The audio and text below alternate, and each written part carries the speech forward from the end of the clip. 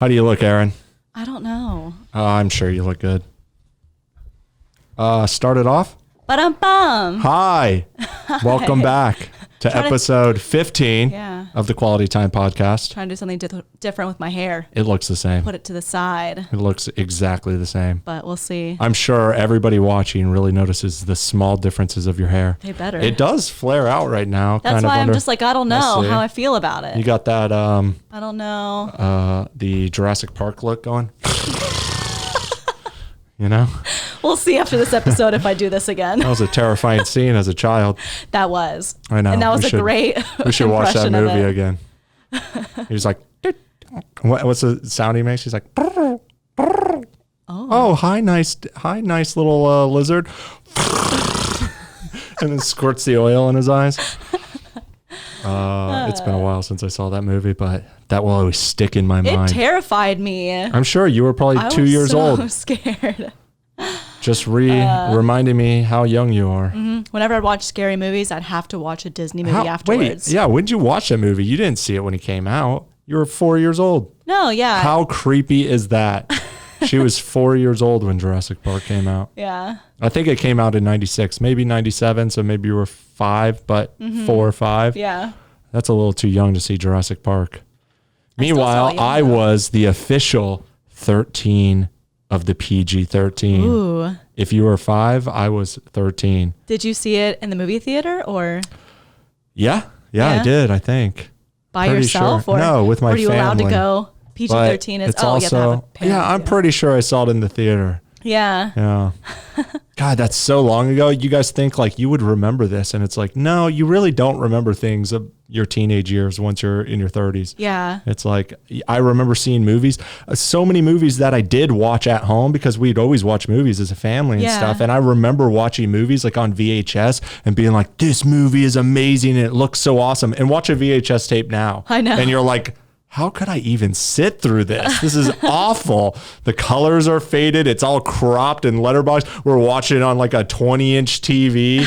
Like, there's no way you got that theatrical feeling. But I remember that from But Jurassic you did, Park. 'cause that's what you had. Yeah. Yeah, I know. That was the Yeah. only thing that you knew then. It's all relative. Yeah. That is crazy. Just looking back, it's like, wow. People are like, I'm going to hold on to my VHS. I'm like, why? When are you ever going to watch that? For the nostalgia. No, that The was awful. nostalgic feeling. Even at the time, I It's thought like, it damn was it, no awful. one rewinded this. No, just like I am with all tech, even at the time, I knew like, this is crappy. DVDs came out. I was like, this makes much more sense. But even still, very quickly, it was like, this is a pain in the ass. Why do I have to put in a different disc? Why can't I just hit a button and it just plays the movie? Why do I need this? And look at it now. Now you got to put it on a USB stick, and people in the future are going to be like, why do you have to put something in your TV to watch? Like, why can't you just watch it in your mind? Yeah. So do movies sell still? Do people sell movies? Idiots buy movies. Yeah, but DVDs. Yeah, I mean, and DVD is still iTunes the and thing. things. That's like Technically, the- yeah, Blu-ray. It's Okay. not technically DVD. It's Yeah. called Blu-ray or, I think HD DVDs are done now, but Blu-rays.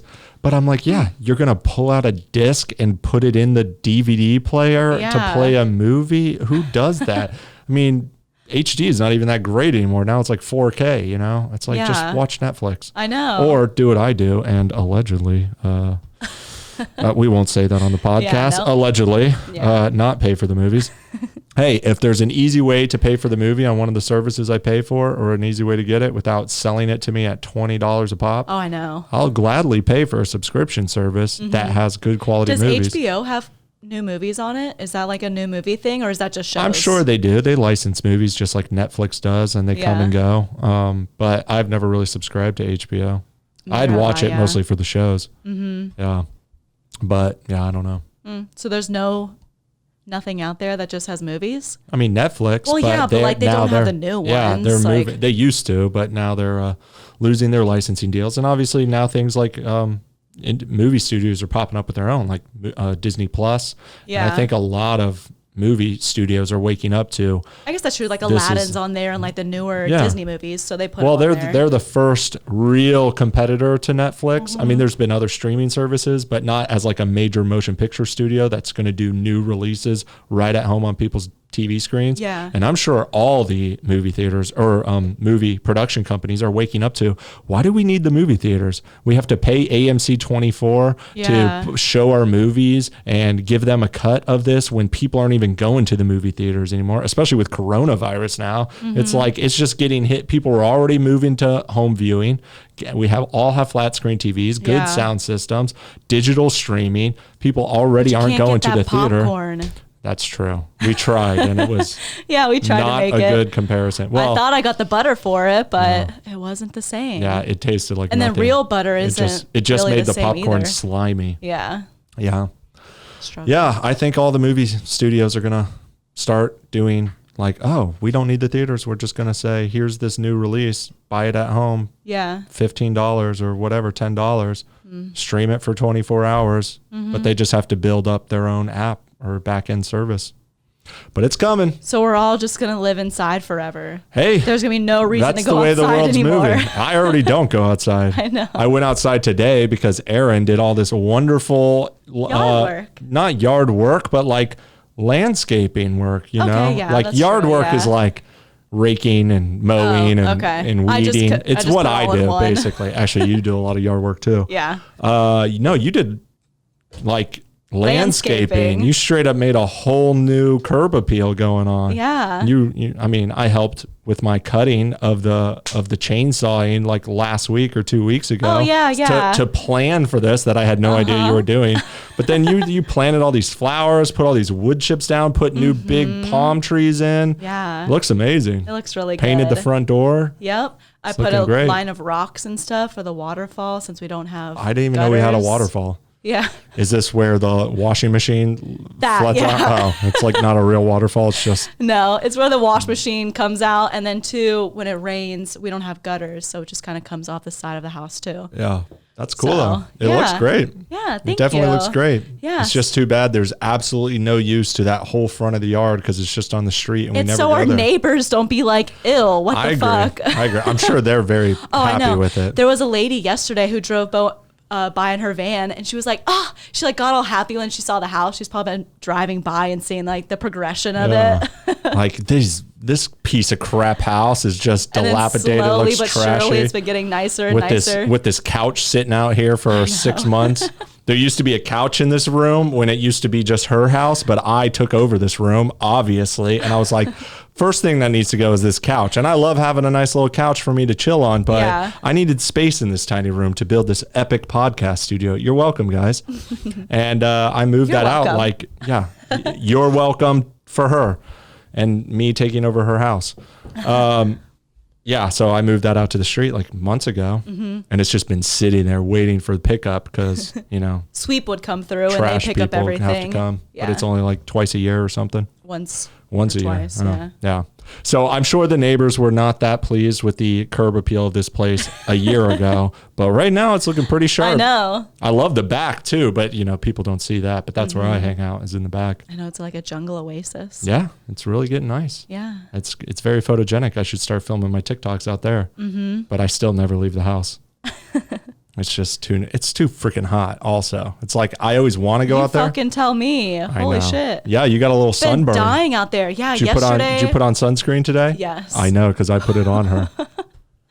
But it was overcast a lot of the day too. So I was like, wow, today would be the day that I put on sunscreen. But my shoulders are like spicy. My lower back is. I'm breaking out because of like the dirt and sweat right now from outside.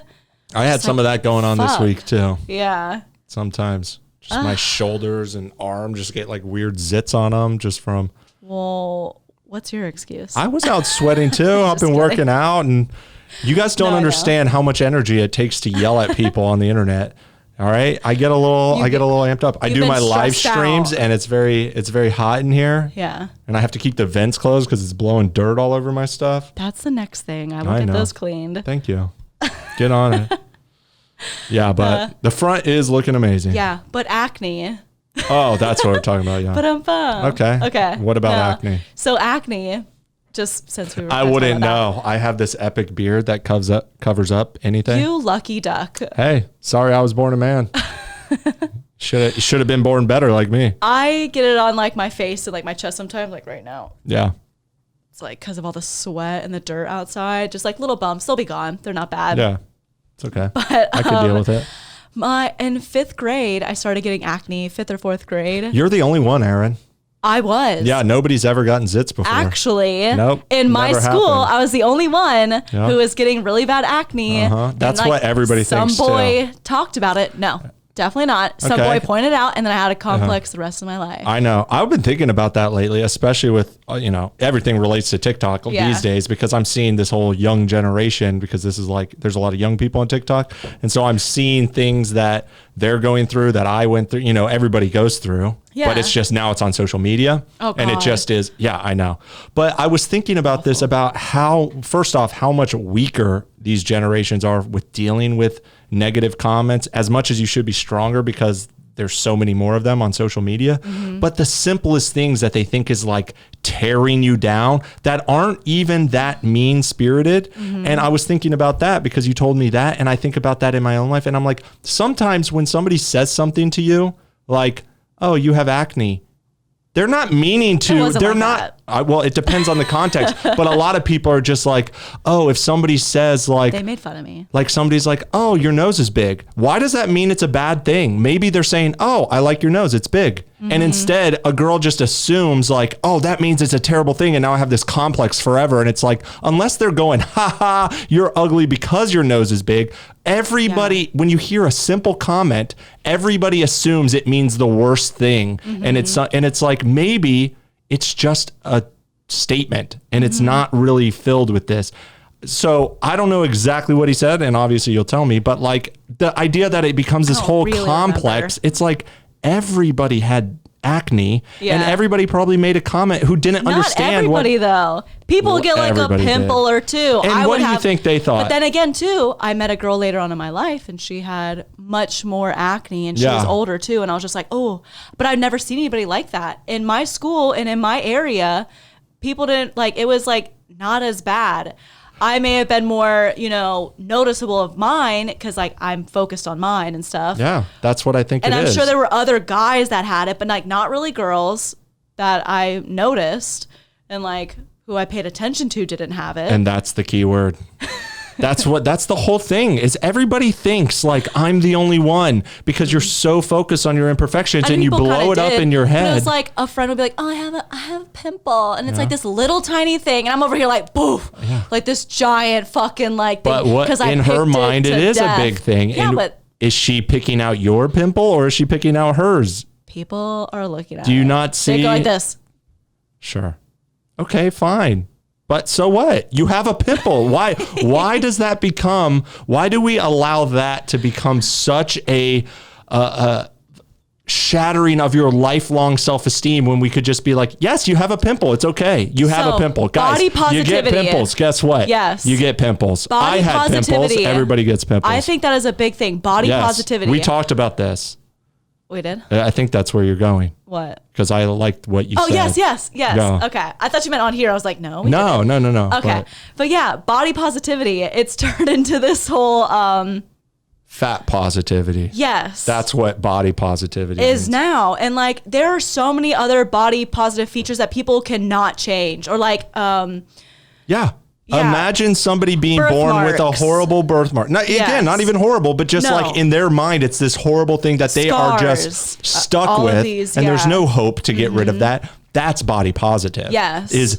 I knew a girl who had a big birthmark on her face and she didn't cover it up with makeup. And I'm sure it was a terrifying thing for her to come to terms with that in her adolescence. Yeah. But she very quickly, even I think in high school or right after high school age, was just like, no, this is part of my face and I'm going to accept it. You know how many people never get to terms with that and constantly have to hide it? And instead she just said, no, this is what it is. And I am body positive. That is respectable body positivity. Yes. And not just birthmarks, horrible acne, scars, other skin conditions, birth defects. Yeah, that too, physical disabilities. Yeah. Those things, that's body positivity. For sure. Not we need somebody who eats shitty food for 30 years and then never exercises and just says, you got to accept me for how beautiful I am. You chose that. You chose that. We don't have to do anything to make you feel better. I don't not accept you, but that is a big difference of body positivity versus somebody and literally cannot control. And of course there are some who have like the hypothalamus or not thyroid. Hyperactive thyroid. Yes, everybody will say hypoactive. Whatever. Whichever one is the slower one. There is a percentage of people who have physical reasons why they are obese. Yeah. But most people have shitty diets and don't exercise. And so let's be honest about what it is. A lot of those like swimsuit and clothing companies, everybody's like applauding them like, yay, you're putting in bigger people and like you're showing my size or this or that. Body positive. I love how body positive you are. Yes, I think that's great, but also show the person with no arm. Yes, show I think there's so many other things to with be a horrible birth defect. Yeah. Show a person with scarring all over their body. Yes. Show that. Yeah. No, instead you just put a fat person in, and you know why? Because it's money. Because they know there's a huge target market of fat women who need to buy bathing suits because obesity is common. And it's not because these companies care. It's because these companies want more money. And they just put out these stupid ads to be like, look at this, because they want more fat women to buy. If they put out a body positive thing to target the disabled market, that's going to be a much smaller fraction. Where's the value in that? You know? And they'll do it in some ways. They'll have commercials where they have people with all kinds of different things to kind of sell that. Yeah. It is, but it's such pandering nonsense. I'm not saying don't do it, but when people just applaud like they're like these companies are doing it out of the kindness of their heart instead of it's just target marketing. Yeah. That's all it is. Yeah. It's just corporate capitalism. Buy our shit. Yeah. Fat people. No judgment. It's okay to be fat. I'm just saying it does suck that this whole body positive movement gets wrapped up in fat positivity. Just call it if you're so body positive, then call it fat positive. Okay? I'll respect you so much more if you can just call yourself fat. I will respect that. I'm going off right now. It's like, because I've dealt with a shit ton of these comments with my I haven't been talking about these subjects so much on TikTok, but the amount of women who will just make excuses and it's like, did you exercise today? No, of course not. Did you eat shitty food all day? Yeah, of course you did. But that's not the reason you're fat. All these people who lost weight, I showed you that guy who did the year transformation and he was obese. And within a year, he was totally fit. And you know he has obviously new problems like loose skin. And that sucks when you let yourself go. And that's a different form of body positive. But what do you think that guy's secret was? Do you think he just woke up one day and his metabolism started working and his thyroid started working?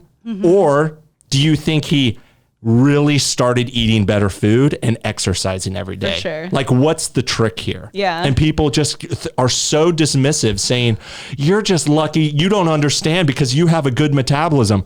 I could get fat in a month. Like, you think you're special because you got fat? Like it was just an accident? I could make myself fat in 30 days easily with no effort. All I have to do is eat shitty food and not exercise and I'll be fat. Yeah. You're not the only, like everybody's body works that way. Whenever you see these transformations, what do you think their trick is? It's always the same thing, diet and exercise. What do you know? This obese person who had a terrible metabolism all of a sudden is in shape. Why? Diet and exercise. Yeah. At the college that I worked at the gym that I was working at in a college, the Zumba instructor, he was very fit and he was 300 pounds.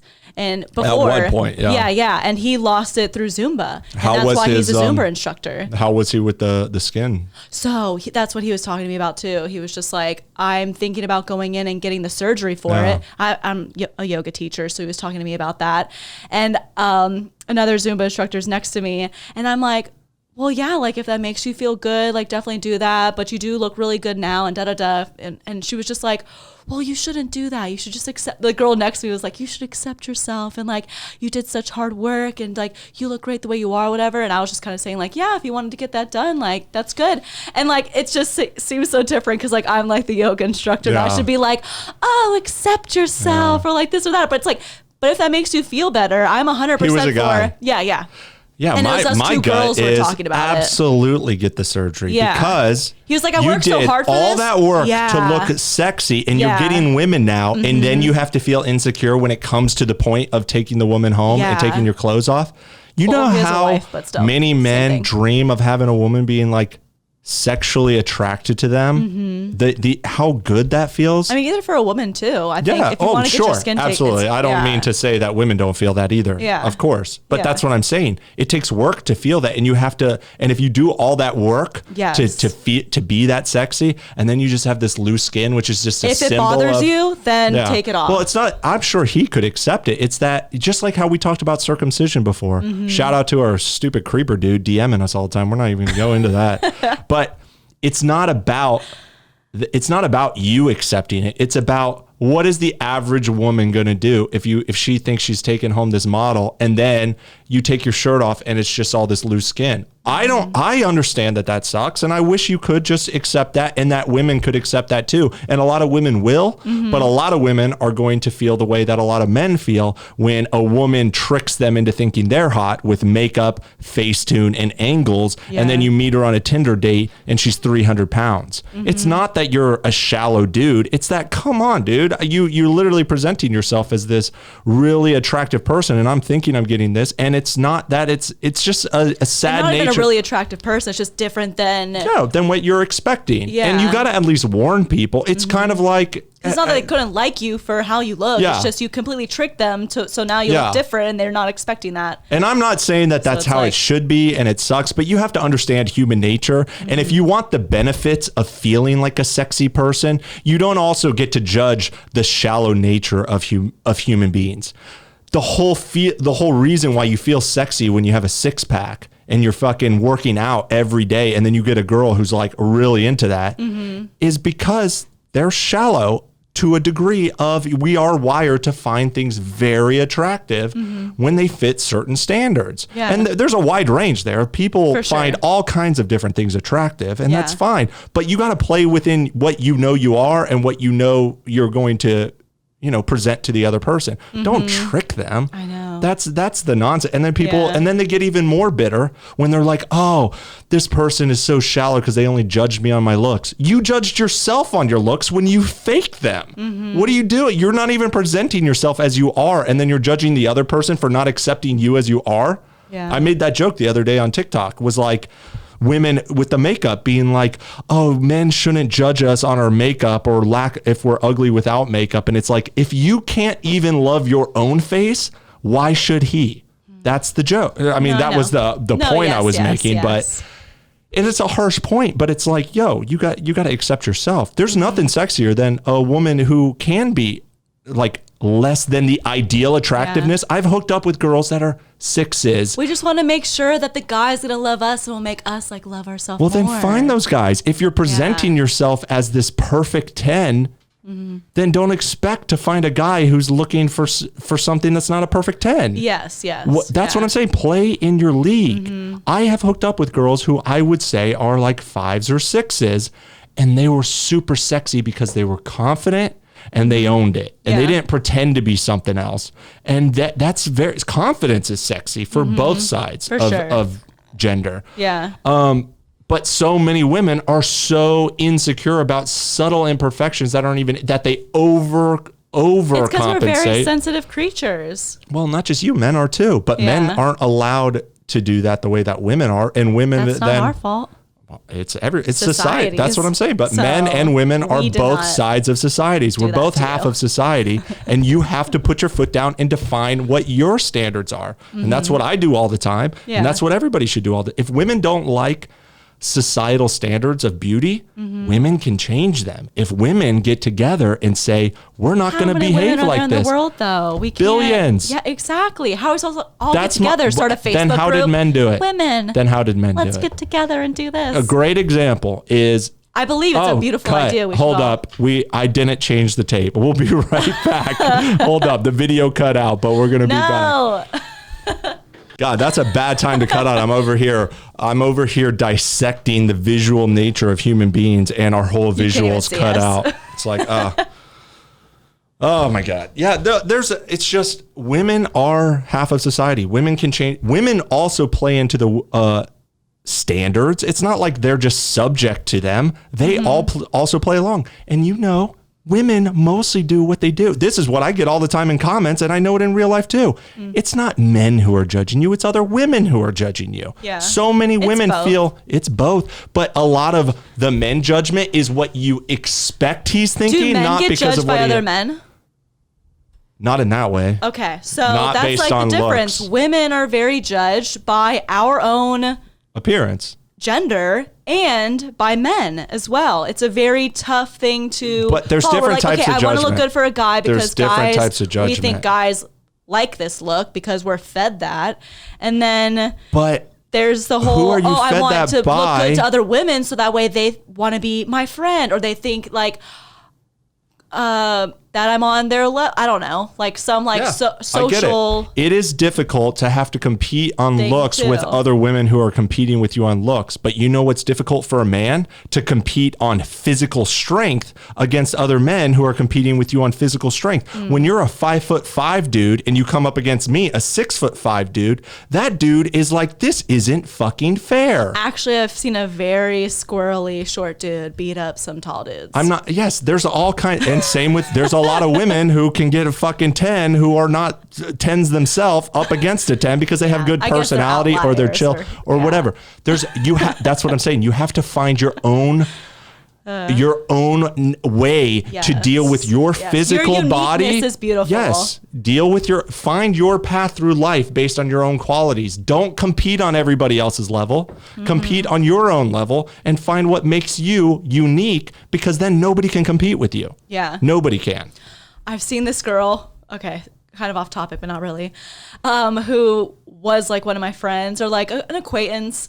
And I've just come to find out she's one of those like Instagram people that you kind of see on Instagram reality. Facetune. But yes, I did a joke about that today. Always Facetuned and like has the filters on.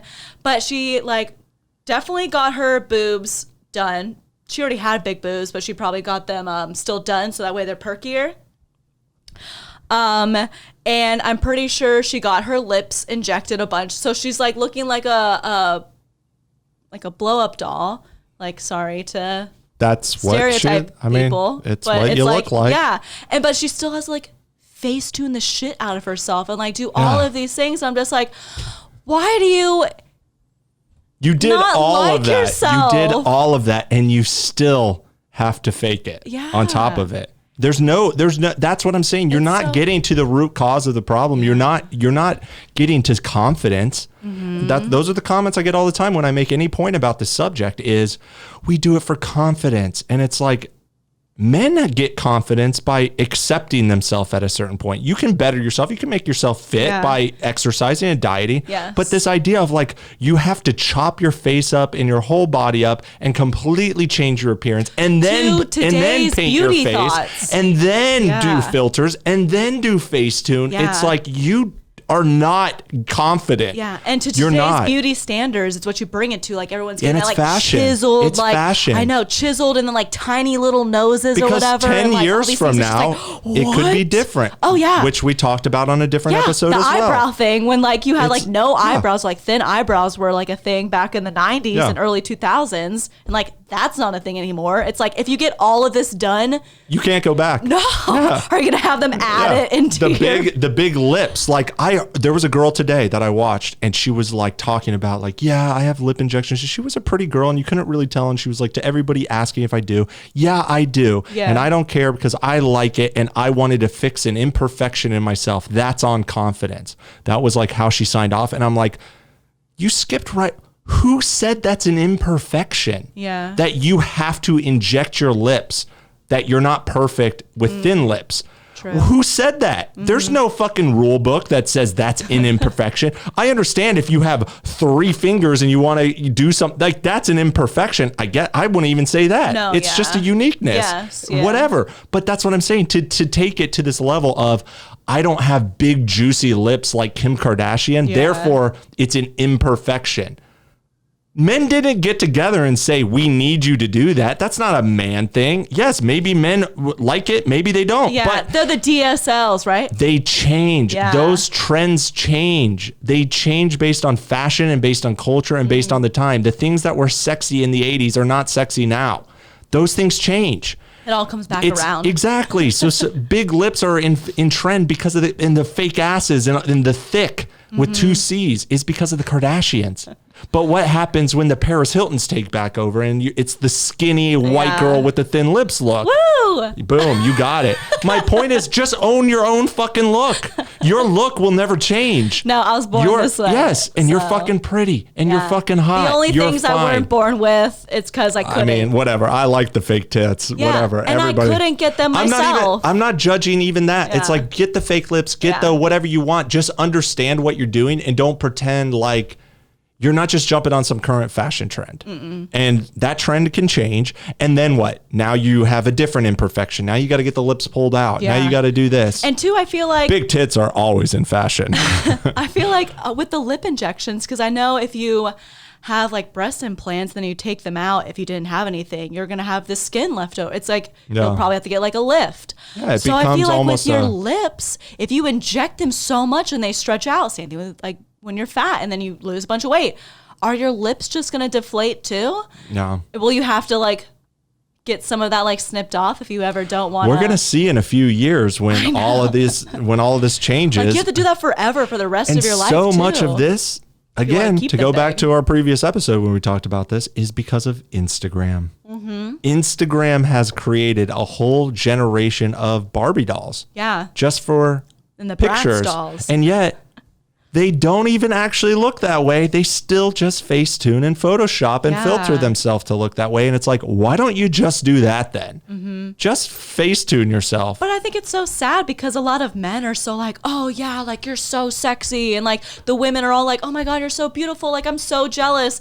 And so we all get this It's false competition. sense of, It's a competition. False sense of beauty standards. It's like now we idolize these people on There's social no media. one standard. And That's can't. what people keep skipping over. Yes, It's like but there's it's not like there's so one many people standard. who stick to one thing and then It's they're because every girl wants to get the fucking their They wanna get ideal looked of the at perfect and, like, guy yeah. or girl or whatever it is they're after. They're competing with other women based on trying to get something that would be out of their league based on their perceptions of what the standards are and where they lie on those standards instead of accepting who they are and playing within their league. Yeah. It's like a fucking 5 foot tall fat dude, unfortunately, is not going to meet the ideal standards of what a man's beauty standard is. But he doesn't try to compete in the NBA. He doesn't try to compete against the chiseled ab dude. Instead, he's like, I'm going to learn an instrument, or I'm going to become a famous comedian, or I'm going to become a famous actor, or I'm going to become an athlete, or I'm going to get a bunch of money, or what. There's other things that men do to overcome their physical sentence, if you will, of what they were born as. They don't just, and some men will fake themselves, but what do women think about those men? They're shallow, they're self-centered, they're fake, and women still want you to have a personality, a sense of humor, all these things that women find attractive. yeah. Women can play in those leagues too, but women who are born average, they see all their hot friends who are just born 8s, 9s, or 10s. Unfortunately, that happens. And they're like, I need to be that. And and it's like, they're not playing in their league. They're trying to fake themselves out of that league. And some do it successfully and they crawl, I mean, fucking Kylie Jenner's killing it. But Kylie Jenner looks like a fucking wreck in real life. I've seen her pictures that are unedited. Yeah, I know. She looks fucked up. I'm sorry. She does. It's And there's a crazy. lot of women out there that look that way. That's not to say that it's not also sexy in some type of way, because yes, men are very visual creatures. If we're talking about what men find attractive, Yeah. you get a Bratz doll looking girl, yeah, that's gonna turn you on sexually for a night or for sex, but it's not going to. That's not the long-term beauty that's going to get you through life, because what happens when Why not though? Because that's all those fake. looks still fade. No, they don't. Yes, they you do. You literally will inject have more. You seen It'll be fine. 60-year-old women who have done plastic surgery for 30 years? They look disgusting. Yeah. That's not a timeless look. That's true. It doesn't age gracefully. Yeah. whatever, do it if you want to, but it's temporary too. No, yeah. All beauty is temporary. You're better off just accepting yourself, and especially, agree. and it's fine, whatever, do it. I don't even judge that, because even I am Good, like, because it's I'm sexy. gonna get my cheeks and my I know you won't. That's why. everything. And here's a perfect example of why I'm like, I'm a dude who likes hot girls, and I like the porn star look, and I've hooked up with girls, and I love that. I love all that. The makeup and all of that. I'm not like turned off by it. But who am I with? I'm with the girl who does. Whoa, whoa, whoa. I don't mean like that, because you're a beautiful girl. And that's what I'm saying. You're a beautiful girl who's not faking it and not pretending to be anything other than you are. You are naturally pretty, and I am so attracted to your natural beauty. And I don't want to date a girl who's faking it all the time and painting on her face every single day and is so focused on, I can't go out, my nails aren't done. And oh my God, my hair looks so terrible. And it's like, oh my God, is this going to be my entire fucking life? Like, no, that's shallowness. That's not confidence. You have self-confidence. You have self-respect. You have self-respect's a bad word, because I think lots of people can respect themselves. And it sounds like kind of slut shaming, like you don't have self-respect. And it's like, I don't even think that way. It's just confidence is sexy. Self-awareness is sexy. Being okay, comfortable in your own skin is sexy. Imagine, and girls, I know a lot of women are probably listening to this. First off, most of the audience is probably dudes, just because my Instagram. But just imagine if you were dating a dude and all he did was whine about how, I don't like this little bit on me, or I don't like this, or this is gross, or do I look fat? And that you would be like, oh my God, can I get a real man? Can I just get a real man?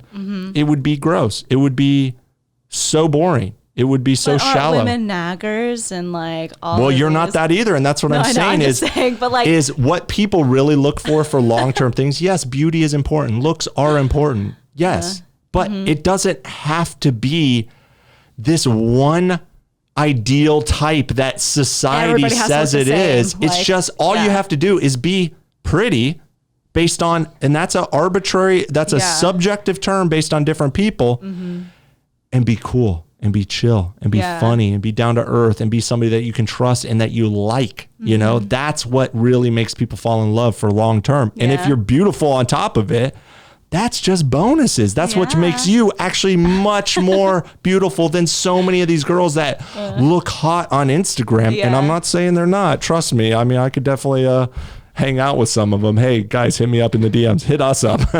But that's a temporary thing, you know, because then I've hung out with a bunch of those girls and they're just so high maintenance. High maintenance. It is. I am not. It's just like, oh my God, I cannot deal with this. But what women don't want to do, what men do good, is men know their fucking league.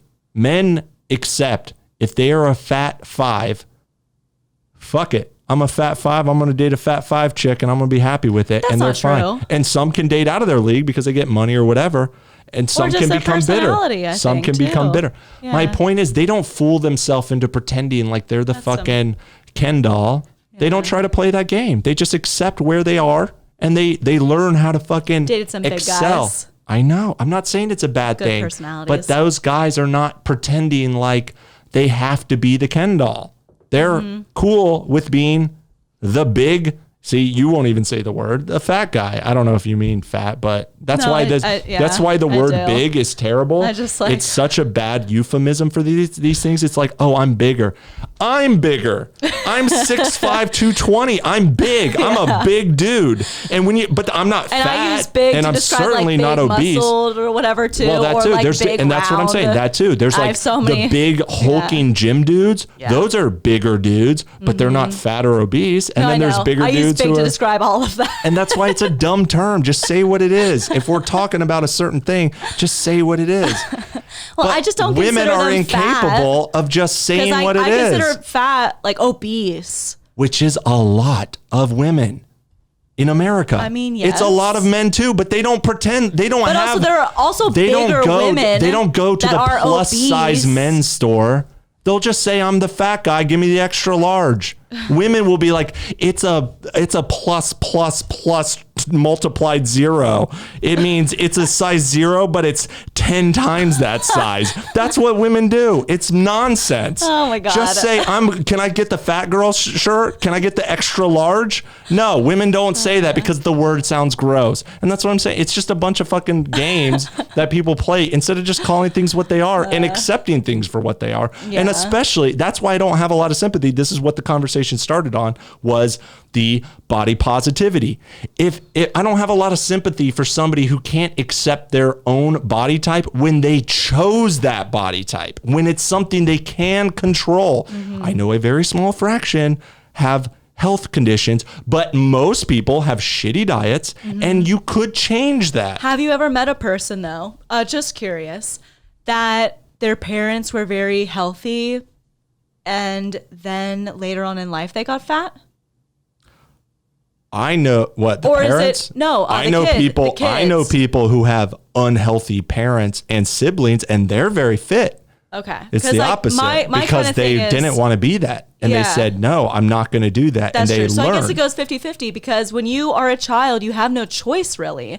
It's whatever your parents cook for you. It's this or that. Okay. So then, unfortunately, but I'm talking you get about unhealthy adults. habits. Yes, and I've made those but statements they were too kids before because people also. And so on it's like, TikTok, how did they grow up? That's the thing. How did they grow up? Yeah. Are I get they? it. Did they grow up with unhealthy habits because of their parents? So it's very hard to get out of that. I totally get. It's hard.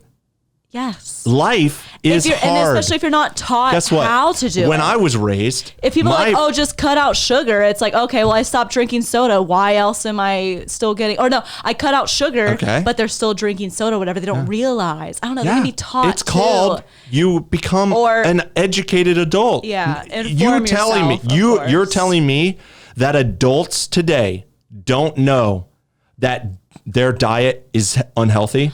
I'm talking about unaware. Like a 19-year-old. They're unaware. I'm talking about an 18, 19-year-old. I'm telling you, all 18-year-olds know that diet and exercise is important, and they don't do it. Some do. Yeah. But the ones who are not having success, it's not because they don't know. It's because they're not doing it. Because it is difficult to break habits. Yes. I'm not saying that. No, I know. But my whole life has been breaking old habits and breaking out of societal standards. And it comes in different ways. Yes, I was lucky to have a good metabolism when I was growing up, but my metabolism's gone now. I get fat in a week if I don't fucking choose wisely. Yeah. And I had to wake up and say, when I was like 25 when I cut out sodas, because I already noticed like, this is not good. I got to cut this shit out. I cut out sodas. I never drink sugar, but I still had fast food diets. And yeah, I could keep that up for a while. Yeah. But then by the time I was 30, I was like, I can't do this anymore. I can't drink like I used to. I can't. And this is going to add up on me. I feel like shit. I know it's unhealthy. I know my metabolism's slowing down. I got to change my habits. It's hard to break your habits. You got to do that. I did that. But it's not just health. It's like when I was raised very sheltered in life. And my parents didn't teach me things. And I don't get to just grow up and say, oh, I didn't know because my parents didn't raise me to know this. I taught myself. Yeah. We have the Googles. Yes. We have the internet. You have YouTube. You have all the world's information at your fingertips. Yeah. Don't make an excuse as an adult who's in your 20s saying, I didn't know. You have no excuse not to know. Okay, so and like you do know. The average person, because I'd say like we're not very average because we have our own like I think I'm perfectly average. No, I'm actually not. That's not true. No, yeah, it's because like we started our own businesses and stuff like this. We went outside the lines of just going to school. Do you know how hard that is to shun societal standards? Oh, for sure. Do you know how hard it was when all my friends? If you are trying to like lose weight or something like that, or like get a healthy lifestyle, okay, you get out of high school and you go to college. Now you're in college 4 years. Of course, you're fucking partying. Yeah. And you're having a great time partying, eating shit, or like cheap because you have to survive and stuff, and drinking a bunch. Drinking. Yes.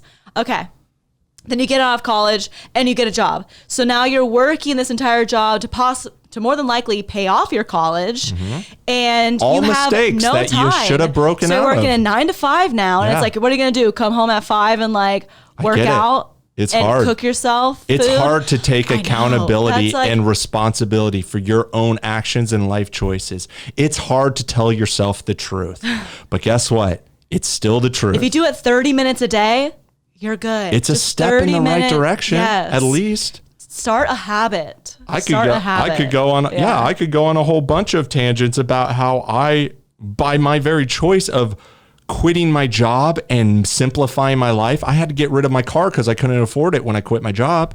But when you don't have a car, you recognize, oh, now I have to go to the store. I'm going to have to walk to the store. And now you're actually exercising and saving money and improving your mental health. And there's so many other life paths you can ride your take. Bike there too, but people don't want to do that. Instead, people are like, no, I got to have a car because that's what people are going to look down on me.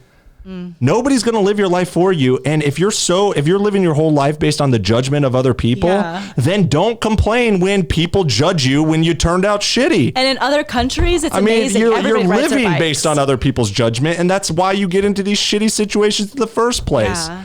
On that note, we got to take another commercial break. I'll be right back. This podcast went a whole different direction than I thought. What'd you just say, Erin? That I fucking love you. Oh yeah, why? Because of all my all my stern shaming of people right now.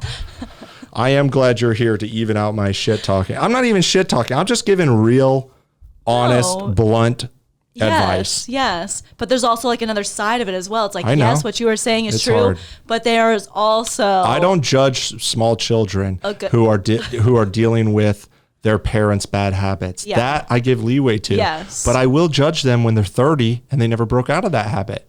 Unfortunately, everybody has to break out of their parents' shadow at some point. That's called being an adult. And if all you ever did was take this path that they told you and then make excuses about how it's not your fault, it is your fault because you let the world dictate who you became. I was very blessed growing up. My dad was a realtor and he built houses. So I was working on job sites all the fucking time. And so I was very active, like child labor laws. My friends would be like, are you okay? Like, you know, but it was good. I was outside all the time, cleaning up shit all the time. And that does have dividends. Yeah. And like we clean up his house, like this house that we're living in, he had while he was like alive and stuff, and would come over here and mow all the fucking time. And like I mowed everything. Like so that's why I think I'm down to get dirty. Like I'm down for all these things. Yeah, she is. It's true. That's what I mean about so, like I find you so much more attractive because you're not some girl who's like, no, I can't do anything. You just like, you don't complain. You put up and shut up and you get it done. Try. Yeah. I don't know how to change this light fixture. I'm gonna try. I'm probably gonna electrocute myself. Yeah. Speaking of that, the guy, my electrician came over to help with the wiring because in our house, you're supposed to have 3 wires and mine only has 2. But he was like, oh, it's fine. It's fine. And I was like, okay, well, I don't know. On the breaker, everything's very faded. And I was like, I don't know which one is for the kitchen, so I'm just going to turn off everything. And he was like, oh, no, it's fine. I like getting zapped. Well, that's because he understands the ampage or the amperage. I think it's amperage, not ampage, of those fixtures probably. So he probably knows. That's where I was, because I understand enough about electricity to know I don't know enough about electricity to start fucking with these things, because I don't know what there's voltage and amperage. I think it's the amps that kill you, not the voltage. Yeah. And so he probably just knows these fixtures are not going to kill me. They're just going to zap me. But I did at my mom's house one time when we were changing out what goes around the plugins? The little... Like the plastic things that go in there to protect it? Yeah. Oh, you just mean plug. Well, we were changing that out. I don't know. We were changing the fixture inside of it or whatever. And she went downstairs to answer the door, and I was like, oh, I'm going to finish this. And so I went and I touched a wire on accident. I was like, zap! And I screamed. My arm went like this and was just like numb and dead. And so I'm like, he's up here just like, zoop, zoop, zoop, like doing all these things. And I'm just like, what the fuck? Like, how are you not? Because he knows that one is, this is probably different. The outlets are probably much more dangerous than the light fixtures. True, yeah. Again, I don't know what I'm talking about, but I know enough to know that there are differences. And I may have hit it a little more because he's doing like how I do with like the light bulb in the bathroom, because we can't turn it off or on. I'm quickly like turning it and not like holding on to it and turning it, because that'll burn. Yeah. Just quick little things to turn off the light bulb so we can watch TV. It's ghetto around here. This house is very old and not up to code. You don't know where we live. It's fine. I mean, it's fine. It's up to code. It's an old house. It's up to code. It's not our fault. It's not up to code. It was built in the 1940s. It's fine. Yeah. This podcast took a whole turn. Now I feel like I need to really buffer everything that I said earlier because I'm just giving. No. Yeah. Okay. Everything was good. I mean, it's good. true, but also it's like Yeah. I did also want to give some other perspectives, but now I'm like, there's so much that happened this week. Other you know? perspectives. Well, now I'm like, did I not do my job? No, not that. You give good perspectives. I'm just saying. Anytime I have these real conversations, Oh, because a man it's like, needs to say it too. No. I'm just saying. I mean, actually, I'm saying a man does kind of need to say it to other women. Like, it's fine how you look. Oh, that's We one thing. need That's that one angle. I'm just saying reassurance. any type of tough conversation in life Do we and in need culture that? these days is like, Yes. you need to caveat everything. You need to be Mm-hmm. like, this is true, but this is also true. And I also see Yeah. this perspective and I also see And this like, it kind of sucks perspective. that I was just kind of saying that, like that we need we need you to also say like it's okay, Yeah. and we need because as much as like I can love myself, and I've been working on this for a long time, and I completely love myself, and other women out there too, if they're working on themselves and they love themselves. It is very nice to have that reassurance. And I think that goes for both ways. For a man too. It's like if you feel very confident in yourself, but a woman says like, oh hell yeah, or even a man compliments you as well. It's like, oh yeah, this is really good. I'm very proud of this, or you're doing this really good and I admire this about you. Like you just like You know how rare it is for a man to get that's a compliment? By women though? By You can get it- anybody. Yeah, I think you get a lot By from anybody. women, I feel like. No. Well, I mean, it depends. No.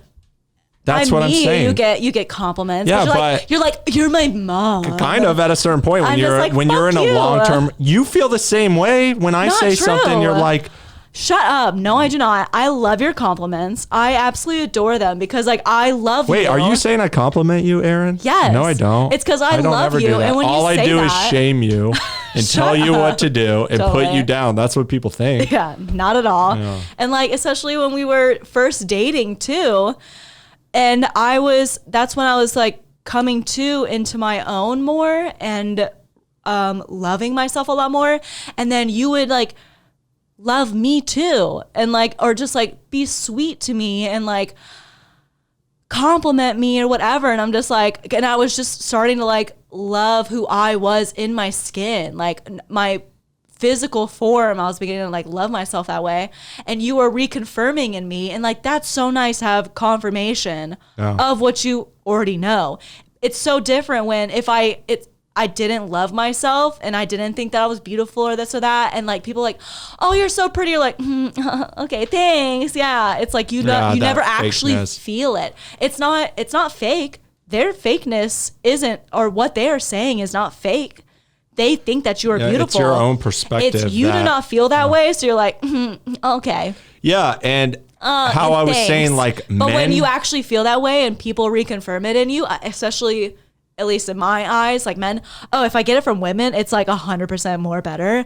But like, I don't get that a lot because I think that You get it all the I think time. that women already think that I think that, and I'm just like, well, that's fucked up. Like, please tell me I'm pretty. Women look at you Just kidding. As some like you're fucking perfect. And it's like, no, and you I'm don't not, see yourself that way. I do now. It's like I do see that now, but it's like I didn't see myself that then, and I so know.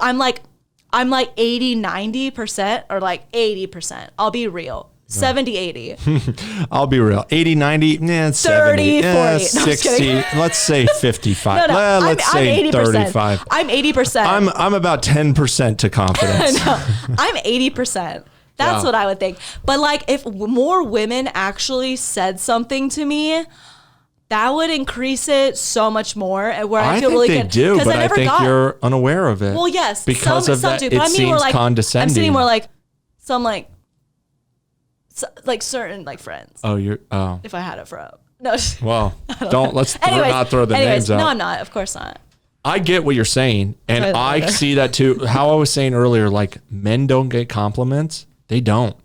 I honestly, most men will go their whole life and never get compliments on some. Like they'll get sucks. compliments on like, "Good job, That's buddy. why I Good try. job." That's why every time I not try, but like every time I meet someone, I'm just like I always if there's something real. Yeah, the problem is I'm very a complimentary person. Because they get compliments so rarely, when you give them just a nice compliment, they literally think, oh my God, I'm in love with her. Oh my God, she's the one. Oh my God, I will do any. And I'm like, talk to guys Erin, at the bars. you gotta not advertise to the creepers, even though they are humans too. Because I've just talked to the guys at the bars, and like someone was like an artist one time, and he was showing me his art, and I was like, this is really fucking cool, because it was. And like, because I'm the type of person that if something isn't like, if I don't have anything nice to say, I won't say it at all. Yeah, me too.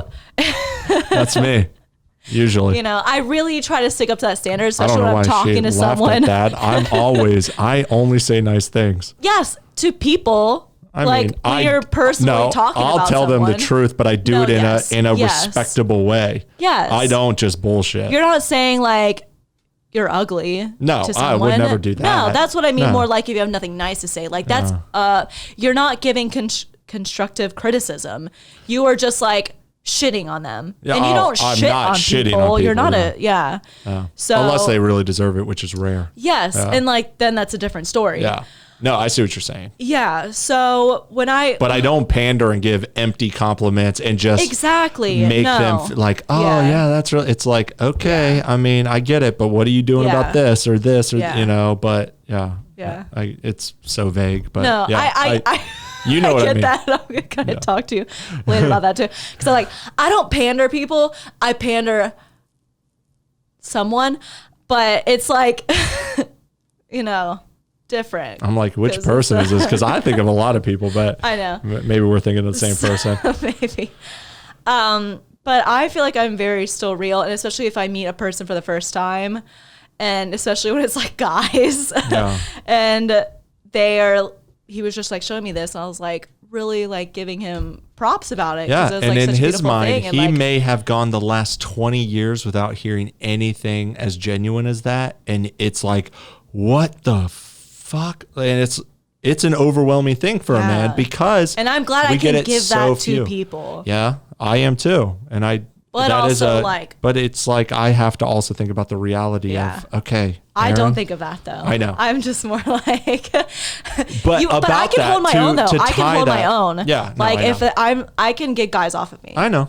Yeah. But about that, how you were talking about compliment, and you have to be able to accept the compliment. Yes. When you say, like, you were saying something about me and how, like, in that context, I think of how, like, if I think back about my life, I can't pick out any real times where women have given me compliments that I'm like, oh my God. But what has happened is I can see, like when we're talking about attractiveness or whatever, when I was feeling good and confident and I got some girl that in my mind at the time was out of my league. Yeah. And then I can see like how into me she is. Yeah. I'm like, oh my God, this is like an unspoken compliment. This is the type of compliment that most men really kind of dream about, is like that attractive, the eyes that she's given you. But the only reason that works as a compliment for me in those moments is because I was confident enough to know that's what was going on. I was like, this girl is into me. Mm-hmm. This girl likes me. But you have to be sure in yourself that you're awesome first to be able to feel that connection. For sure. And if you didn't have the confidence, if you were down on yourself, if you were thinking, I'm a piece of shit, I'm not worth, you wouldn't pick it up at all, because you would be like, does she like me? Does she not? And she's thinking like, I'm into this guy. And it's like, because they do it in a nonverbal way. Women do it often in a very nonverbal way. Mm-hmm. And the only way a man can pick that up is by reading those subtle intuitions of like, oh, okay. And that's the feeling that feels really good. Yeah. But it only comes after I already built my confidence up. Yeah. And I think that's similar to like a woman, or at least how you were saying, if you're not feeling it in yourself, it's very hard to receive it. Yes. You have to feel it in yourself first. Mm-hmm. Self-love is the most important. Exactly. Self-love, and for a man, confidence. We would say confidence. Yeah. But it's the same thing. Yeah, different words. Yeah. Mm-hmm. And other people see that too, and they are attracted to that. Yeah. And that's what I'm talking, to bring it back to the women and the makeup or the face tuning or the plastic surgery. It's like, men aren't really judging you on just your looks to this ideal image. They're judging you based on your perceived confidence and self-worth and a lot of things. And yes, if they're just using you for sex, they're judging you on your looks. You're talking about on Instagram? Well, not Instagram is fake, man. Oh, I thought you said I'm just Instagram. talking about in real life and like how women are all competing on this fake beauty image of what the ideal body type is, and then they're shocked when men use them or ghost them or whatever, and it's like because it was all fake. It all crumbles down once they've realized that beauty is just a facade, and you're really at the core very insecure person, and you don't feel beautiful to yourself, and you don't exude confidence and beauty to the other person. You exude lack of self-confidence, and that's what shallowness. That too, like the other sides of all it too, of the exactly, which I think are all where some girls two are sides like, of the same I coin. am super hot, and they know it, and then they're just like shitty people. But I would say that those people are probably lacking self-confidence too, because they're only getting their confidence from their beauty. They're not getting it from their personality. They're not getting it from their life experiences. They're not getting it from their achievements and their failures and all the things they did in life. They're not getting it from the amazing conversations they can have about a wide range of topics. They're not getting it from anything. They're getting it from this fake look that is painted on or injected that will literally fade in time, and they know it, and everybody knows that. It's like, who am I? What am I if I wasn't this? If I wasn't attracting these quote unquote high quality men that only go for 10s, I'm a 10. It's like, what even is a 10 once your looks are gone? What's a 10 once those men are attracted to you? They're attracted to the girls 10 years younger than you, right? But the women who are happy and find a love that lasts through their life are usually women who can overcome that type of thinking and be with a man who also knows what's going on and knows what's deeper than that and can see that in you, right? But if you don't see it in yourself first, you're never going to feel it. He's not going to see it in you. The man's not going to feel it if he doesn't feel it in himself. It's like you have to get to the point of true confidence before you're ever going to. And so when I see this stuff, it's like, it's like I see through it. Yet it can still work for a night, But even those girls, they're always like, why did this guy ghost me? He's a piece of shit. Oh, girl, you obviously can do better than him. He doesn't deserve you. And it's like, you're not even good with yourself. Maybe that guy saw right through you and is like, nah. Maybe, but also he's an asshole. That's what every woman likes to think. That's what they like to think. And yes, there's assholes out there, but why are they competing for the assholes?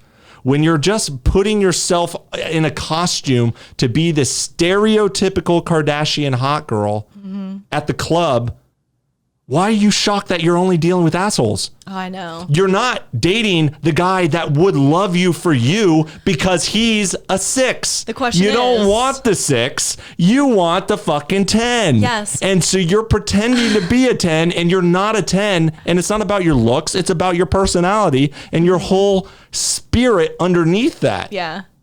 Back in my day. When dating was more like it was where you were around. There wasn't like dating apps or anything like that. It's like, okay, you go to the club or you go to the bar and then, you meet a guy there and that's how you meet someone. So it's like if you're looking... Or through friends. A lot of people did it through friend groups. Yeah, but you're still like looking like, you're still presentable. Like, you're not... But present yourself close to what your real range is. Yeah, but I don't just mean looks. If you're going to the bar and you're like, of course you want to like fucking feel yourself. And that's you look great. hot as fuck, and you go. And I don't you meet judge a guy, and then it's any. Like, no, of course not. But then you meet a guy there, and it's like, how are you supposed to like, differentiate between like a fucking dick? It's like, okay, yes, you shouldn't find a guy at the bar because he's probably gonna be a sleazeball. But maybe like, well, vice versa. How does a man different if that type of man who is quote unquote a sleazeball is only looking for a quote unquote 10 based on physical beauty standards that women say they don't want to play to and then they all play to? How is that man supposed to know you're not actually a 10 when you faked it? When you use the push-up bra and the high heels and you literally painted on somebody else's face? But we like to wear that stuff. I agree, but it's a balance. It's a balance. Well, Men I agree should too. know. Men are stupid. That's what I'm saying is there's so many sides to this discussion where it's like, I see all the sides. I get it from the woman's perspective. I'm just coming specifically from the male's perspective because of the way this conversation got started, and also because of the haters that I get on TikTok. And so I'm often just talking to them so that way they can see where some of these thought processes come from and these strong opinions. Yes. But I also see from that point of view as I well. know you do. Yeah. But I also know that women who deal with those men and then feel like they're fucked over by those men, they signed up for that. And Not they really. don't. Yes, they do. We're all drunk at a bar and you seemed cool then. Okay. You gave me some free blow. All right. And we're just kidding. Yeah, you see my point. Exactly. And here we are now, and now I hate you. Just kidding. Well, yeah, or now dude, you think a lot I'm of not men this way. Or present now you themselves left as me. cool dudes, and then you find out they're complete assholes who are insecure and controlling and manipulative and all the of that. controlling ones are like the Yeah. big deal out There's there. a lot of that. Yeah, there's a lot of controlling men. I know. So glad you are not that way. Don't tell everybody. I'm so glad you let me live my life. I'm very controlling. Get in the kitchen and cook me some dinner. No, I'm not a controlling person. No. That's what's so amazing. Thank you. Amazing and very rare. I feel like that's very rare. Yeah, I'm a type of person that likes to Extremely rare. I'm very controlling when it comes to myself. I want to control my own life and my own energy. yeah. I'm a libertarian. Like if at I want to heart, go you know? home and you're politically like, I'm and not culturally. ready to, then Yeah, it's like, don't fuck you up can get my an Uber, vibe. Like, But I am not trying to make you do anything. I don't try to fight for what I can't know. control. don't wear that. Your boobs are showing. You're I'm like, show hell yeah, your do it, boobs. babe. You look fucking hot. Every dude's going to hit on you at the bar, and that's cool. I don't care. You know why?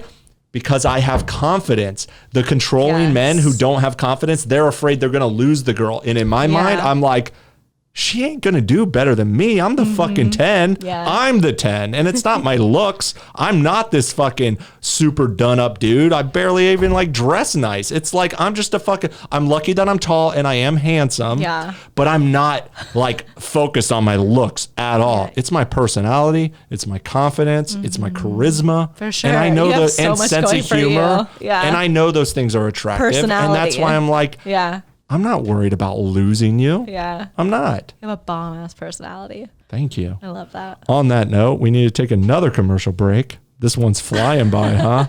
And we'll be right back. Keep complimenting me, Erin. No. Okay, this was a tough one. Erin, I thought we were going to talk about everything going on in the world this week. And you got me going on, this is the thing. Once we go on these topics, it's like I can talk for hours about so many things and it can go so many different directions. And now I'm in such a position of like, do I keep it going on this topic? Do I switch it on to what's actually going on in the world? Because this has nothing to do with anything that we were talking about earlier or what we've been talking about this week. And yeah, I just don't know. So what do you think? Where should we keep going or should I switch the topic? Well, it depends. What is the topic that you want to talk about? TikTok or George Floyd? Or what are you all? I wanted to talk about the not George Floyd specifically, but because we went on a boat and like that whole thing happened. Okay, that's a good idea. I never even thought that. I was thinking that the other day, but I forgot about that today. The political climate of Black Lives Matter in America, the protests and riots, depending on how you define them, even though it's a mix of both. Yeah.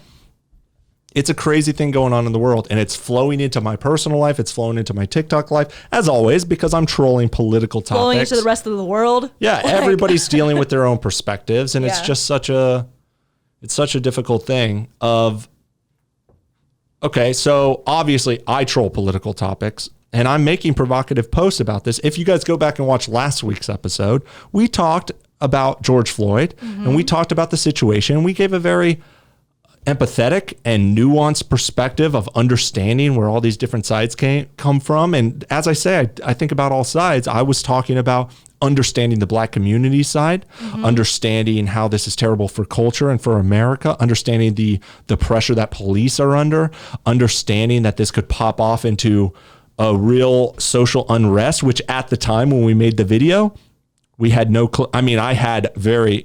I was predicting that riots would pop off, but nothing had major happened. This had just happened, the George Floyd situation. Yeah. And so I let it go for a few days and I kind of stayed off. But then everybody started posting those black pictures on the black squares on Instagram. Yeah. And of course, I could not help myself. And what did I do? I posted a white square. And it popped off. First off, guys, to anybody listening and wondering about that, I'm a troll. I'm a comedian. I'm a cultural critic. Yes. And I am a person who does not follow social media trends. I always look for a way to mock it. Yes. And there's no other way to mock it than when everybody's posting a black square, you post a white square. I'm not a white supremacist, I promise. But his my head caption may be shaved, but he's not. My caption was, "It's okay to be white."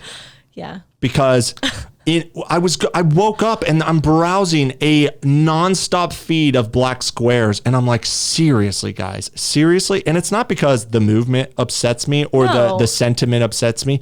It's the sheep-like nature of people who I know are just doing it because it's trendy, or because they're pressured into it, or because they can't stand up like for their own opinion, and nobody's allowed to go against the mob. Yes. And I will go against the mob when I think it's justified. People that never even post pictures for months. Exactly. They're doing it now. A black and square. I'm like, and they were doing the Blackout Tuesday, so that way you could hear the Black Lives Matter movement going on. And yet it mutes them out. And I was like, okay, 50 of you haven't posted anything in months, and all of a sudden you guys are now.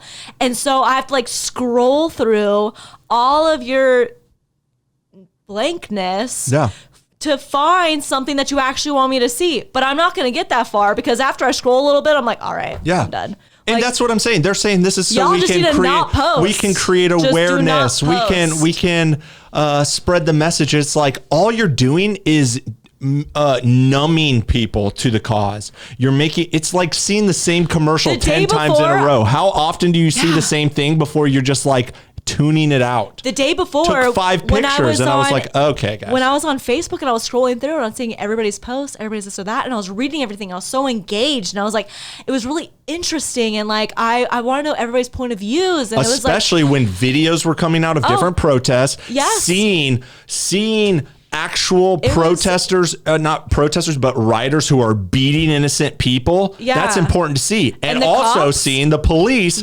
beating protesters. That's important to see. Insane. And to understand all the different dynamics of what's going on the ground, which is much deeper than black versus white or white supremacy or Black Lives Matter or we're liberals and Republicans. It's so much deeper than that. Yes. There are so many forces when you get mobs. The police, there's the police. No, I know. There's the white liberals. There's the white supremacists. There's the Black Lives Matter. There's the black like inner city community who are just looting and rioting, and there's many different sides to this, and it can't be understood by just looking at skin color or looking at what sign the people who are holding signs are probably protesters, but when you see people beating people in the street because they're white or just busting into businesses because we're mad and burning things down, it's like, how do you break this down? Because that's not all the black community, and that's not all there's white people breaking into businesses too. There's white people beating people in the street too. Those are not the people who are protesting. Those are either far right white supremacists who are trying to instigate. Those are cops who are undercover trying to instigate, or those are far left Antifa white liberals who are trying to instigate. And they all have different motives, and you can't break it down that easily. And that's what I was more interested in stepping back and watching. And then it all got drowned out by a black square. And then it was all of a sudden that, and I was just like, well, fuck. And I woke up and instantly going on, like the world, I was appalled. I was so turned off by this. It's the same thing that happened when the Paris shooting happened, and everybody changed their profile picture to the Paris flag.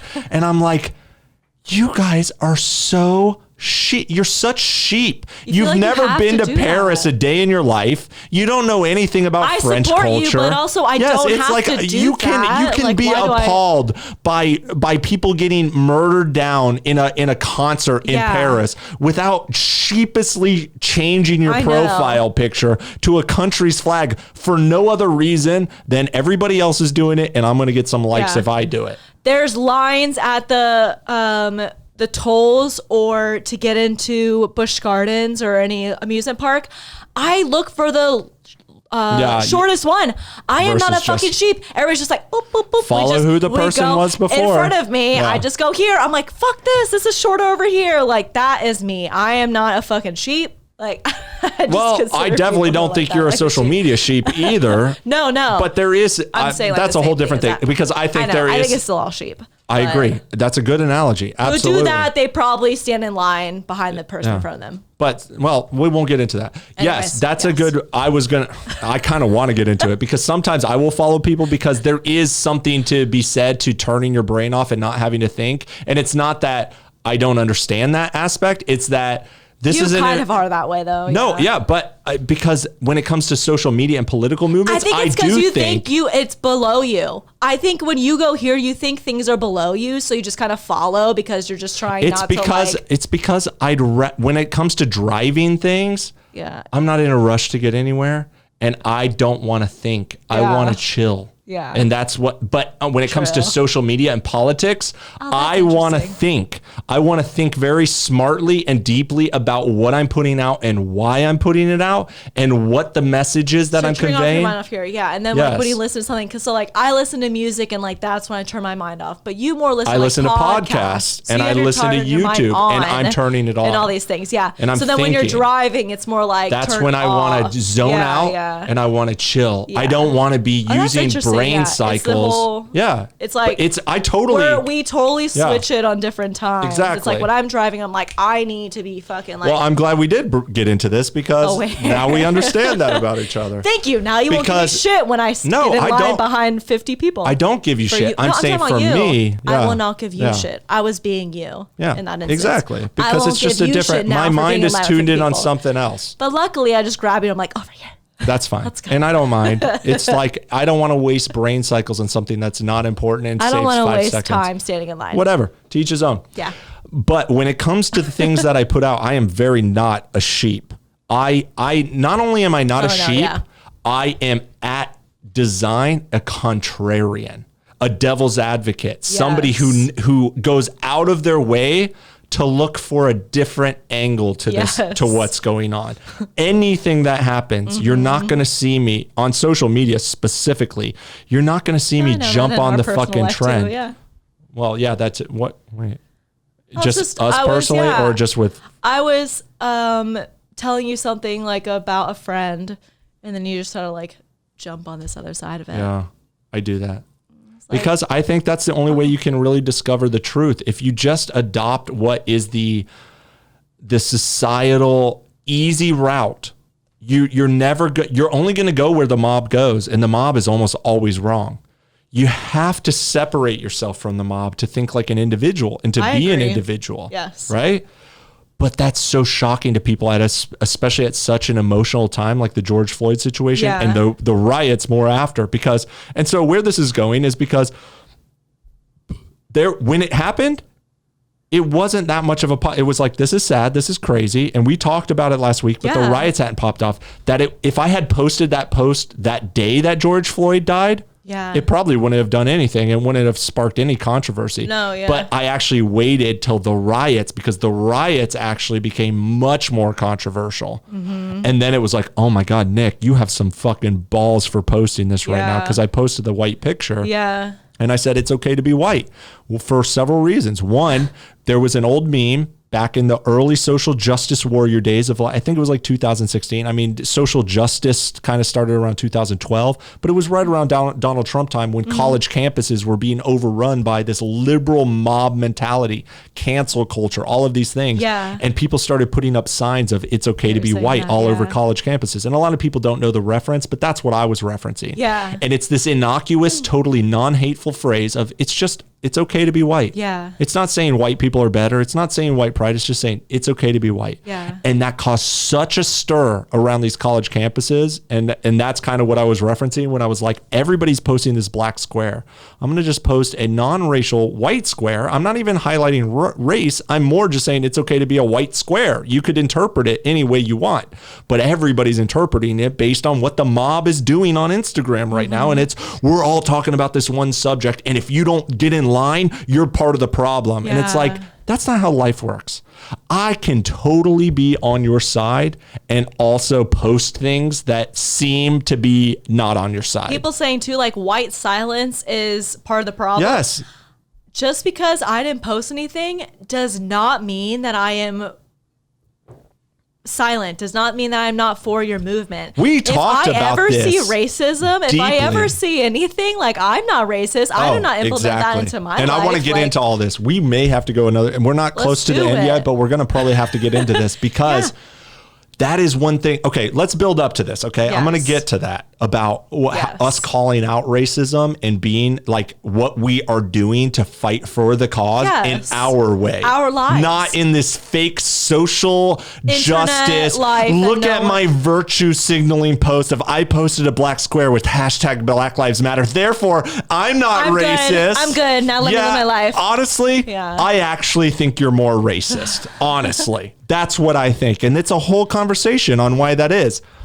So, because I've seen a bunch of those influencers just taking pictures for the Black Lives movement, just like who just run out and hold the sign, get their picture, and then they go. Like it's the whole comeback to that on TikTok is Black Lives Matter is not an aesthetic. Exactly. It's like you're just doing this for social media points. And I actually implement this in my life. Those same people get mad at me for not just doing it for social media points. Yeah, because I have the nerve to think outside of that box and actually do what I think. And guess what? Whose post, when I posted that white square against the black square, everybody's scrolling, and the whole point is to make people pause and think and have awareness to what's going on. Whose post do you think made people pause more and think more? Yeah. Who? Yours. Mine. Yeah. I had thousands of comments, thousands of likes. And I know it's from people who may not be on my side because they think I'm virtue signaling for their side, and that's not true either. And there's a mix of all kinds of people who they can fill it up with whatever they think, and I'll deal with that. But the point is, people seeing a black square, 5 likes, 10 likes. After 10 of them, you're like, I'm tired of seeing black squares. No comments. There's no discussion. There's no pausing. People are going through because I have to, because I have to. Nobody's thinking at all. No. And then they come to mine, and it's like, love it or hate it. Love it or hate it. You're pausing and you're thinking, and you might get a horrible reaction from it. You might get a laugh from it. You might get a hell yeah from it.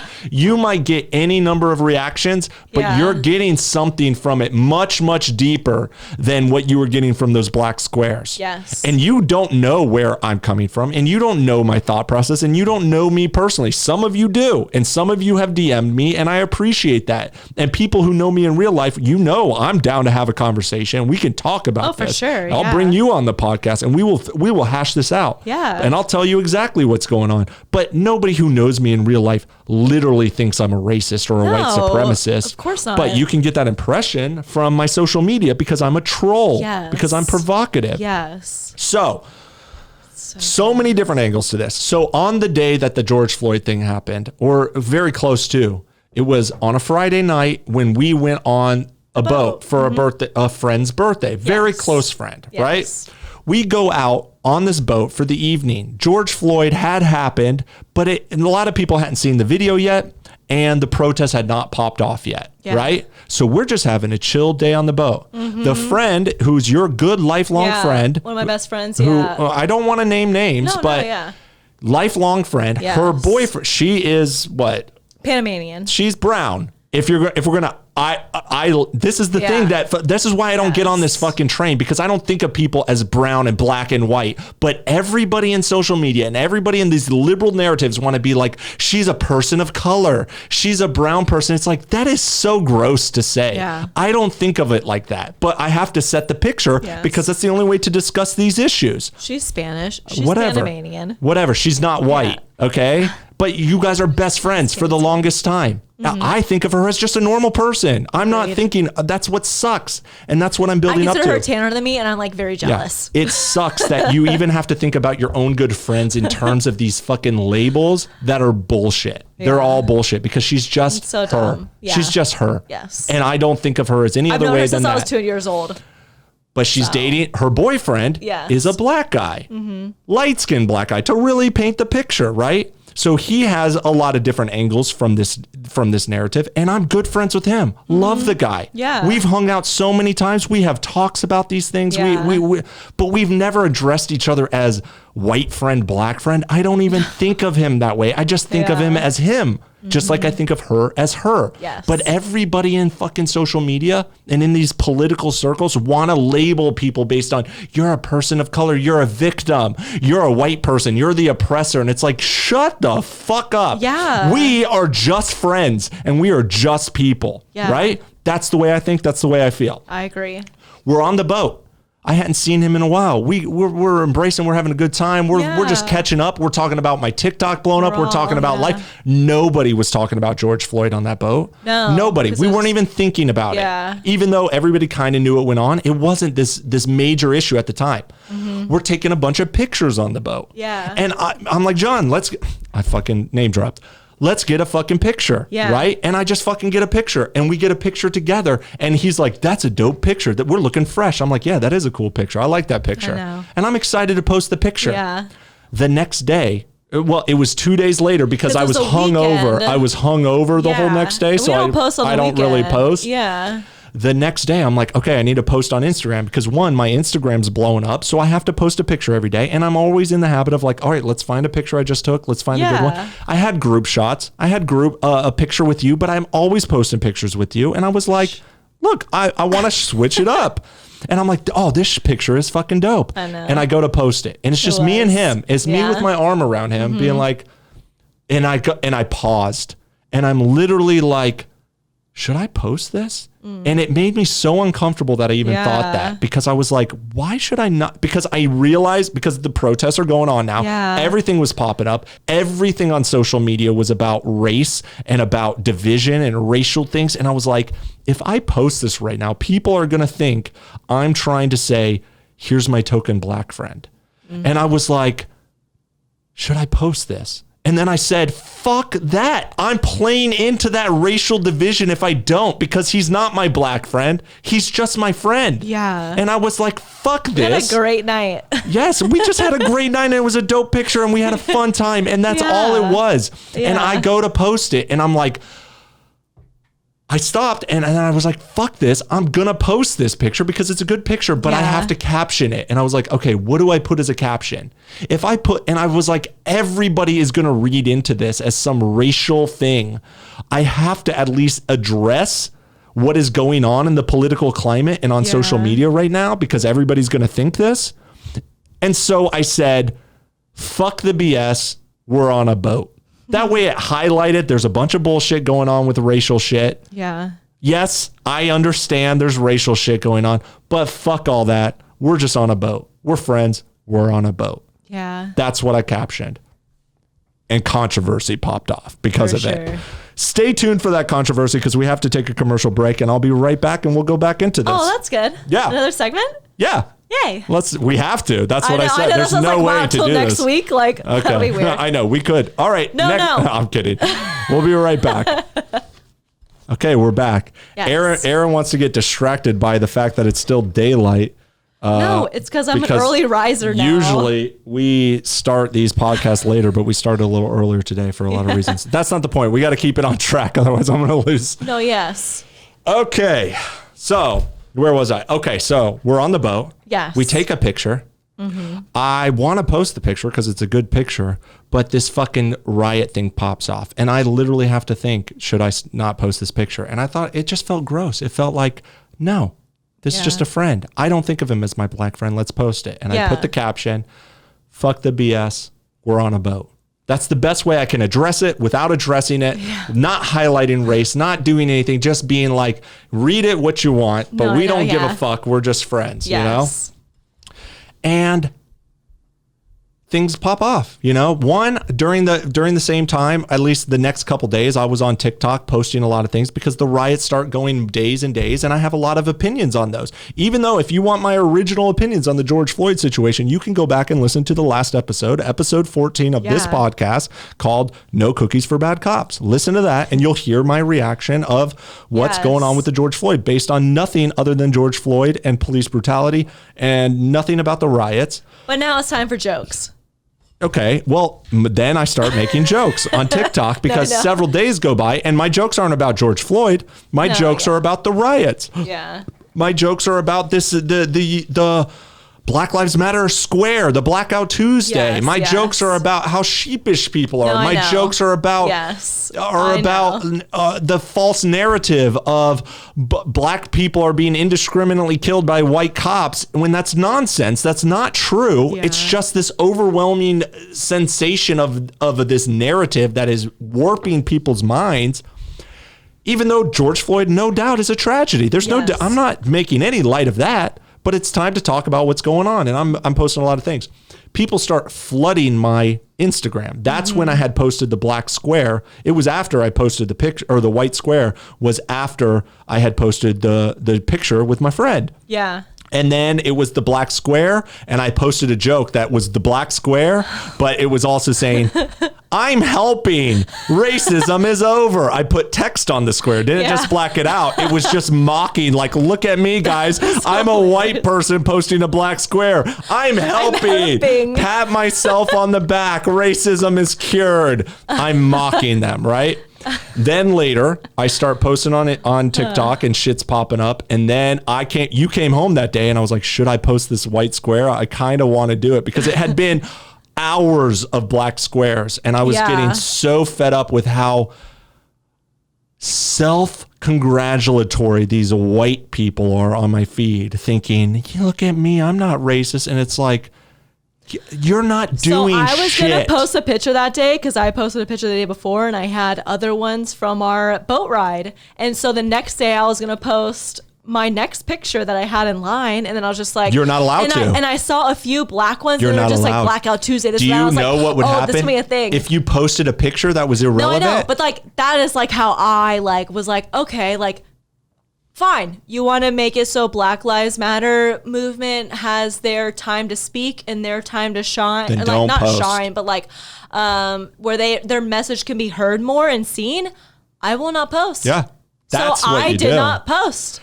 Yeah, but Erin, then you won't get easy social media likes and brownie points, and you won't tell all your friends how not racist you are. This is how white people think. I'm white silenced. Exactly. You're fucked both ways. And I made jokes about that for that very reason. And that's my point is white people who aren't racist don't have to prove that they're not racist. Yeah. I'm not a racist. I don't need to fucking prove it to you. Yeah. You can think whatever you want. I don't care if you call me a racist. Yeah. I don't care if you call me a bigot. I don't care if you don't. You're fucking kidding but me. Anybody who really knows me doesn't get that vibe from me. Yeah. Well, maybe some people, because I have stories going to my other black friend, but that's a whole different thing. And it's just because of your... It's politics and it's my trolling. I get it. And it's Donald Trump and how he divided the country. And there's a lot of things going on. My point is... But you at your core? I have proven or not myself enough. I'm not even proving. I just never thought about life that way. I literally just am friendly to everybody that I meet. Yes. I don't think of somebody as a black guy or a white guy. Yes, I see that they're black or white the way that I see that they're tall or short. Yeah. But I don't say, this is my short friend. This is my tall friend. I don't do that. I just say, unless I'm describing them. Yes, I'm not afraid to call them a black guy. I'm not like, he's my African-American friend. Like, that's the type of shit that screams racism to me. Why are you so uncomfortable just saying he's your black friend? Mm-hmm. Also, if somebody's like, hey, who was that guy at the bar? Who? Which one? The white guy or the black guy? It's like, you can say that. That's fine. Yeah. I just don't think that way. I'm just literally like, I bring everybody in. If you're fucking cool vibes, you're cool fucking vibes. And people get that vibe from me. Yeah. And these types of things that happen in culture, what makes them so sad is they put such this divide between us that then I actually have to think about your race the way I was thinking about posting this picture. Like, I have to realize this is my black friend. Maybe I shouldn't post this picture. If that was a white friend, so sad. I wouldn't have had to think twice. Yeah. And now I have to sit here and feel bad about posting a picture with my good friend who I love and respect and have protected and fucking always invite out places and never have ever thought or talked to him as my black friend. Yeah. And it's fucking gross. And I refuse. And if that makes me a racist for not playing along with that, I say, fuck you, you're the racist. That's what I say. Yeah. So fuck that. So I post the picture, and then obviously you came home and I was like, should I post this white square? Because it had been going on for hours, and there was a lot going on TikTok, and I recognized there was a way that I could actually leverage my TikTok to get me a lot of followers on Instagram, but it was going to cause some controversy. And you were like, there's nothing wrong with that. And I was like, you're right. There's nothing wrong with this. And I posted it, and then I posted the joke on TikTok, and literally I got thousands of, like 3,000 followers on Instagram. And I was a small That's so Instagram account. I was at like 12 or 1,500 followers. Now I'm at like almost 5,000 followers. What the fuck? Yeah. I didn't know it got that high. Literally, I gained 2,000 followers in like an hour when I posted the white picture. Shut up. For sure, because I posted it on TikTok. I thought you only got like 1,000 followers off of that. No. What the I'm almost at 5,000 now. You're a fucking... Boom. I know. Insane. I went from getting it, and people are like, why would you do this at this time? So it's like, if I waited 3 months to do this, nobody would care. Now is the only time to do this. Yeah. I didn't do it just to get followers. I did it because I'm making a political point. I'm making a point that I don't have to play along with your stupid shit. I love my people. Black, white, I don't give a fuck. Yes. But it is okay to be white, and I don't have to fucking post a black square to prove to you anything. Yeah. Fuck you. I will do the exact opposite because I fucking can. Yeah. And if you come at me, fuck you. I don't care. Yeah. But it popped off, and I started getting a lot of messages from people, close friends, some who are black, some who are white, different things. And it sucks that I was like, look, you know who I am and you know who I am. And I'm not changing who I am just because everybody on Instagram is thinking about this one thing and saying, you have to do this one thing. I don't have to do it. It'll blow over and you know who I am underneath. Yeah. But then I started getting a lot of messages on that picture I took with our friend on the boat. And it was, oh my God, look at this. He's just posting the typical, I'm not racist, look at my black friend picture. Oh, look, we went through his followers and he's not even following you. Yeah, he's not following me because he's weird about his Instagram and he doesn't follow people, whatever. Yes. He hasn't followed me, but we're fucking good friends. We're friends on Facebook. We hang out all the time. Yeah. and literally, what sucks is I had tagged him in the picture because it's just a good picture and I want him to have the picture. And he had even said when we took the picture, this was a great picture. I was like, yeah, that's a good picture. And then everybody starts tagging him in the comments saying, oh, you're just using him as your black friend, your token black friend or whatever, which I know is just filling his head up with this negative feeling because there's all this social unrest going on. Yeah. There's this division between whites and blacks and it sucks. And now he's thinking all these, who knows what he's thinking? He could be I know he knows who I am. And I'm not concerned that he's like, oh, is Nick a racist? And he ended up writing a long comment on that picture. Thanks to you, bro, for doing that. But also you didn't have to, but I read it and I really, it was amazing. You're a good very writer, articulate. dude. You're a good writer and you have very good opinions and you have good perspectives. And I love you, dude. And we're going to, and I said to him after is, let's start a pod, or let me bring you on this podcast, not this one, but my podcast. And let's just talk about this shit. Because even at the time I wanted to DM him and be like, should I post this? Should I not post this? But that's where I was like, fuck this. Why am I thinking this way?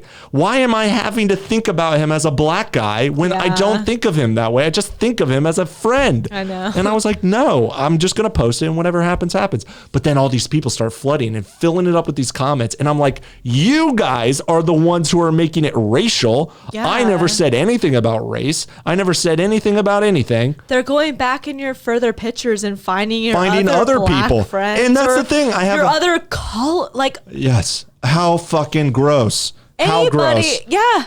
Everybody who isn't white. On the topic, yes, they're finding anybody and saying, look at your friend, he's a racist and you support him. And it's like, you're being the fucking racist because you're literally just highlighting people's skin color and messaging them things based solely on their skin color. Or just anybody who's your friend too. When they're my fucking friends. Yeah. Where are your black friends, you piece? And I hate this fucking narrative. If you say you have a black friend, people are like, you're racist. If you say you have multiple black friends, that's what racist white people say. Is it better if I didn't have any black friends?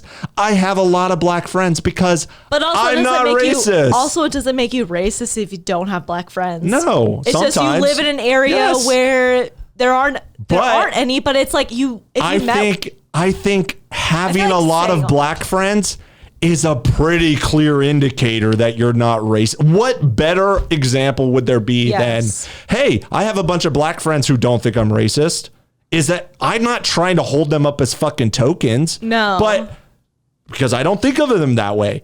But yes, I have black friends. I have black friends. What's wrong with that? Like, that makes me racist to say that when you're highlighting like, oh, you posted a picture with your black friend. It's like, you made it about fucking race. I didn't do that. It started really bugging me. Yeah. Because I'm like, dude, I can handle this shit and I'll fucking deal with it. And I don't care what people think about me, whatever. But knowing that it might be making them feel some type of way. And people were coming to them. When they never asked to be on my, like, they don't. They're tagging him in a bunch of shit. They did. Like, he loved the picture and he's fine with me tagging him in it. But it's also at the same time that I'm literally blowing up to hundreds of thousands of followers on TikTok. And nobody knows, nobody signed up to get spammed with thousands of people. So unfortunately now you have to a have new the level. Responsibility. Yes. Now I can't tag my friends. Your friends. I have to literally take a picture with everybody and say, are you okay with me tagging you in this? Because you're going to get a lot of comments when I tag you. You may get hate, and you'll possibly get love and a lot of followers. You'll get followers if you like it. You'll get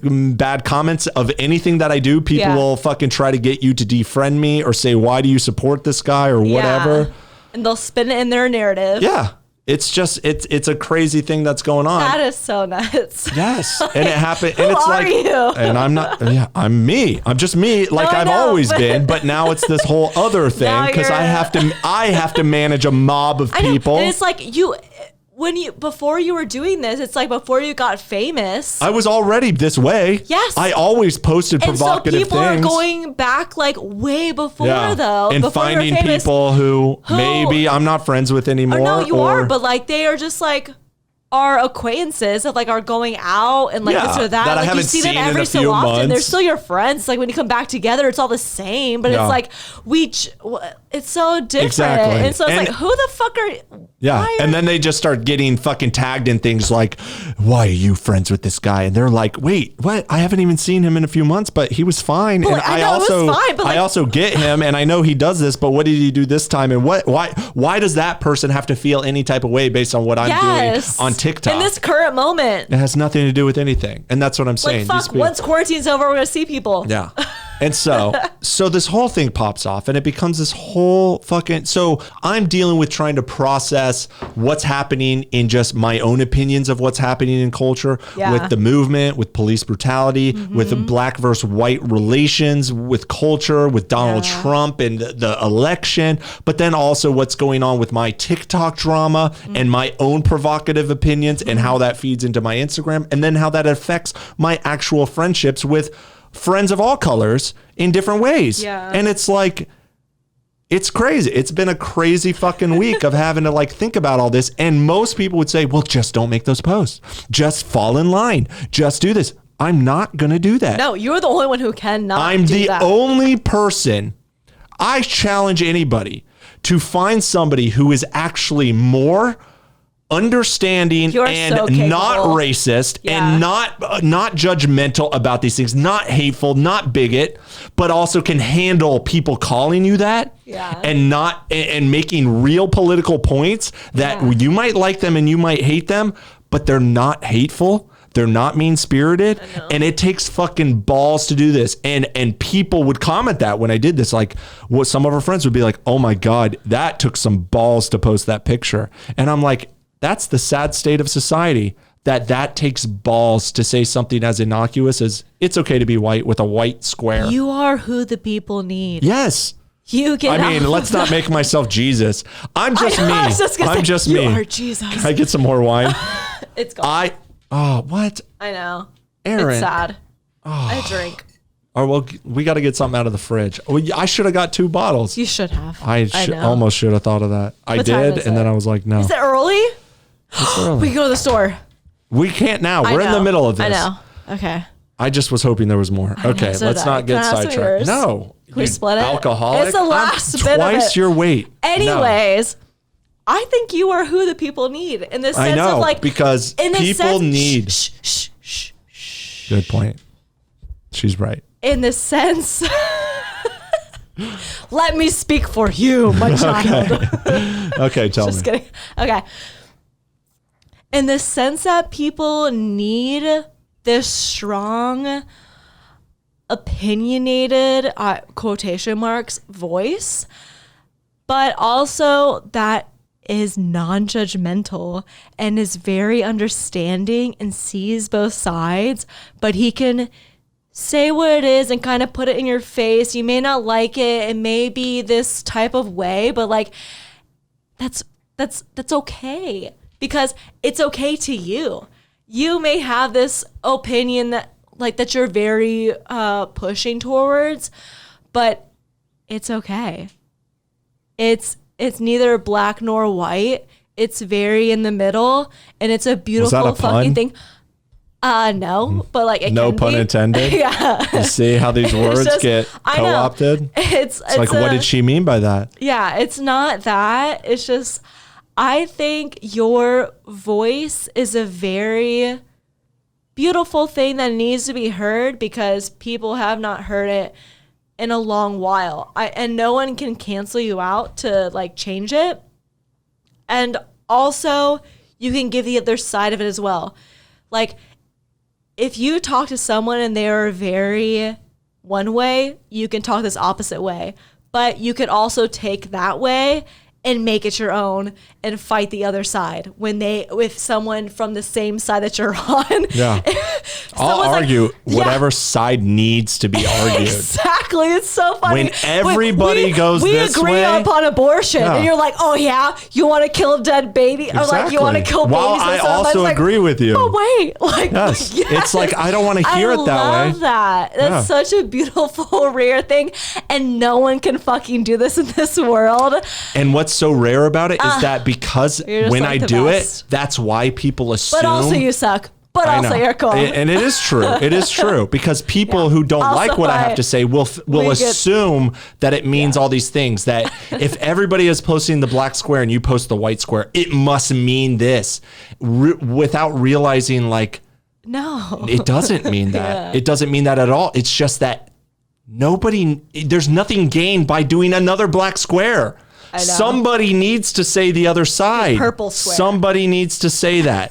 And so I started thinking about that too, because yes, of course, Black lives do matter. Yes. And of course, we need to solve police brutality. And these are very complex situations police and conversations. Police brutality is the fucking worst. That's authoritarian. That's a non-racial debate because police brutality affects all people. Yeah. And if you really look at the numbers, you think you're a police officer. If you really look at the numbers, it affects white people more. But a lot of people are arguing that side as well.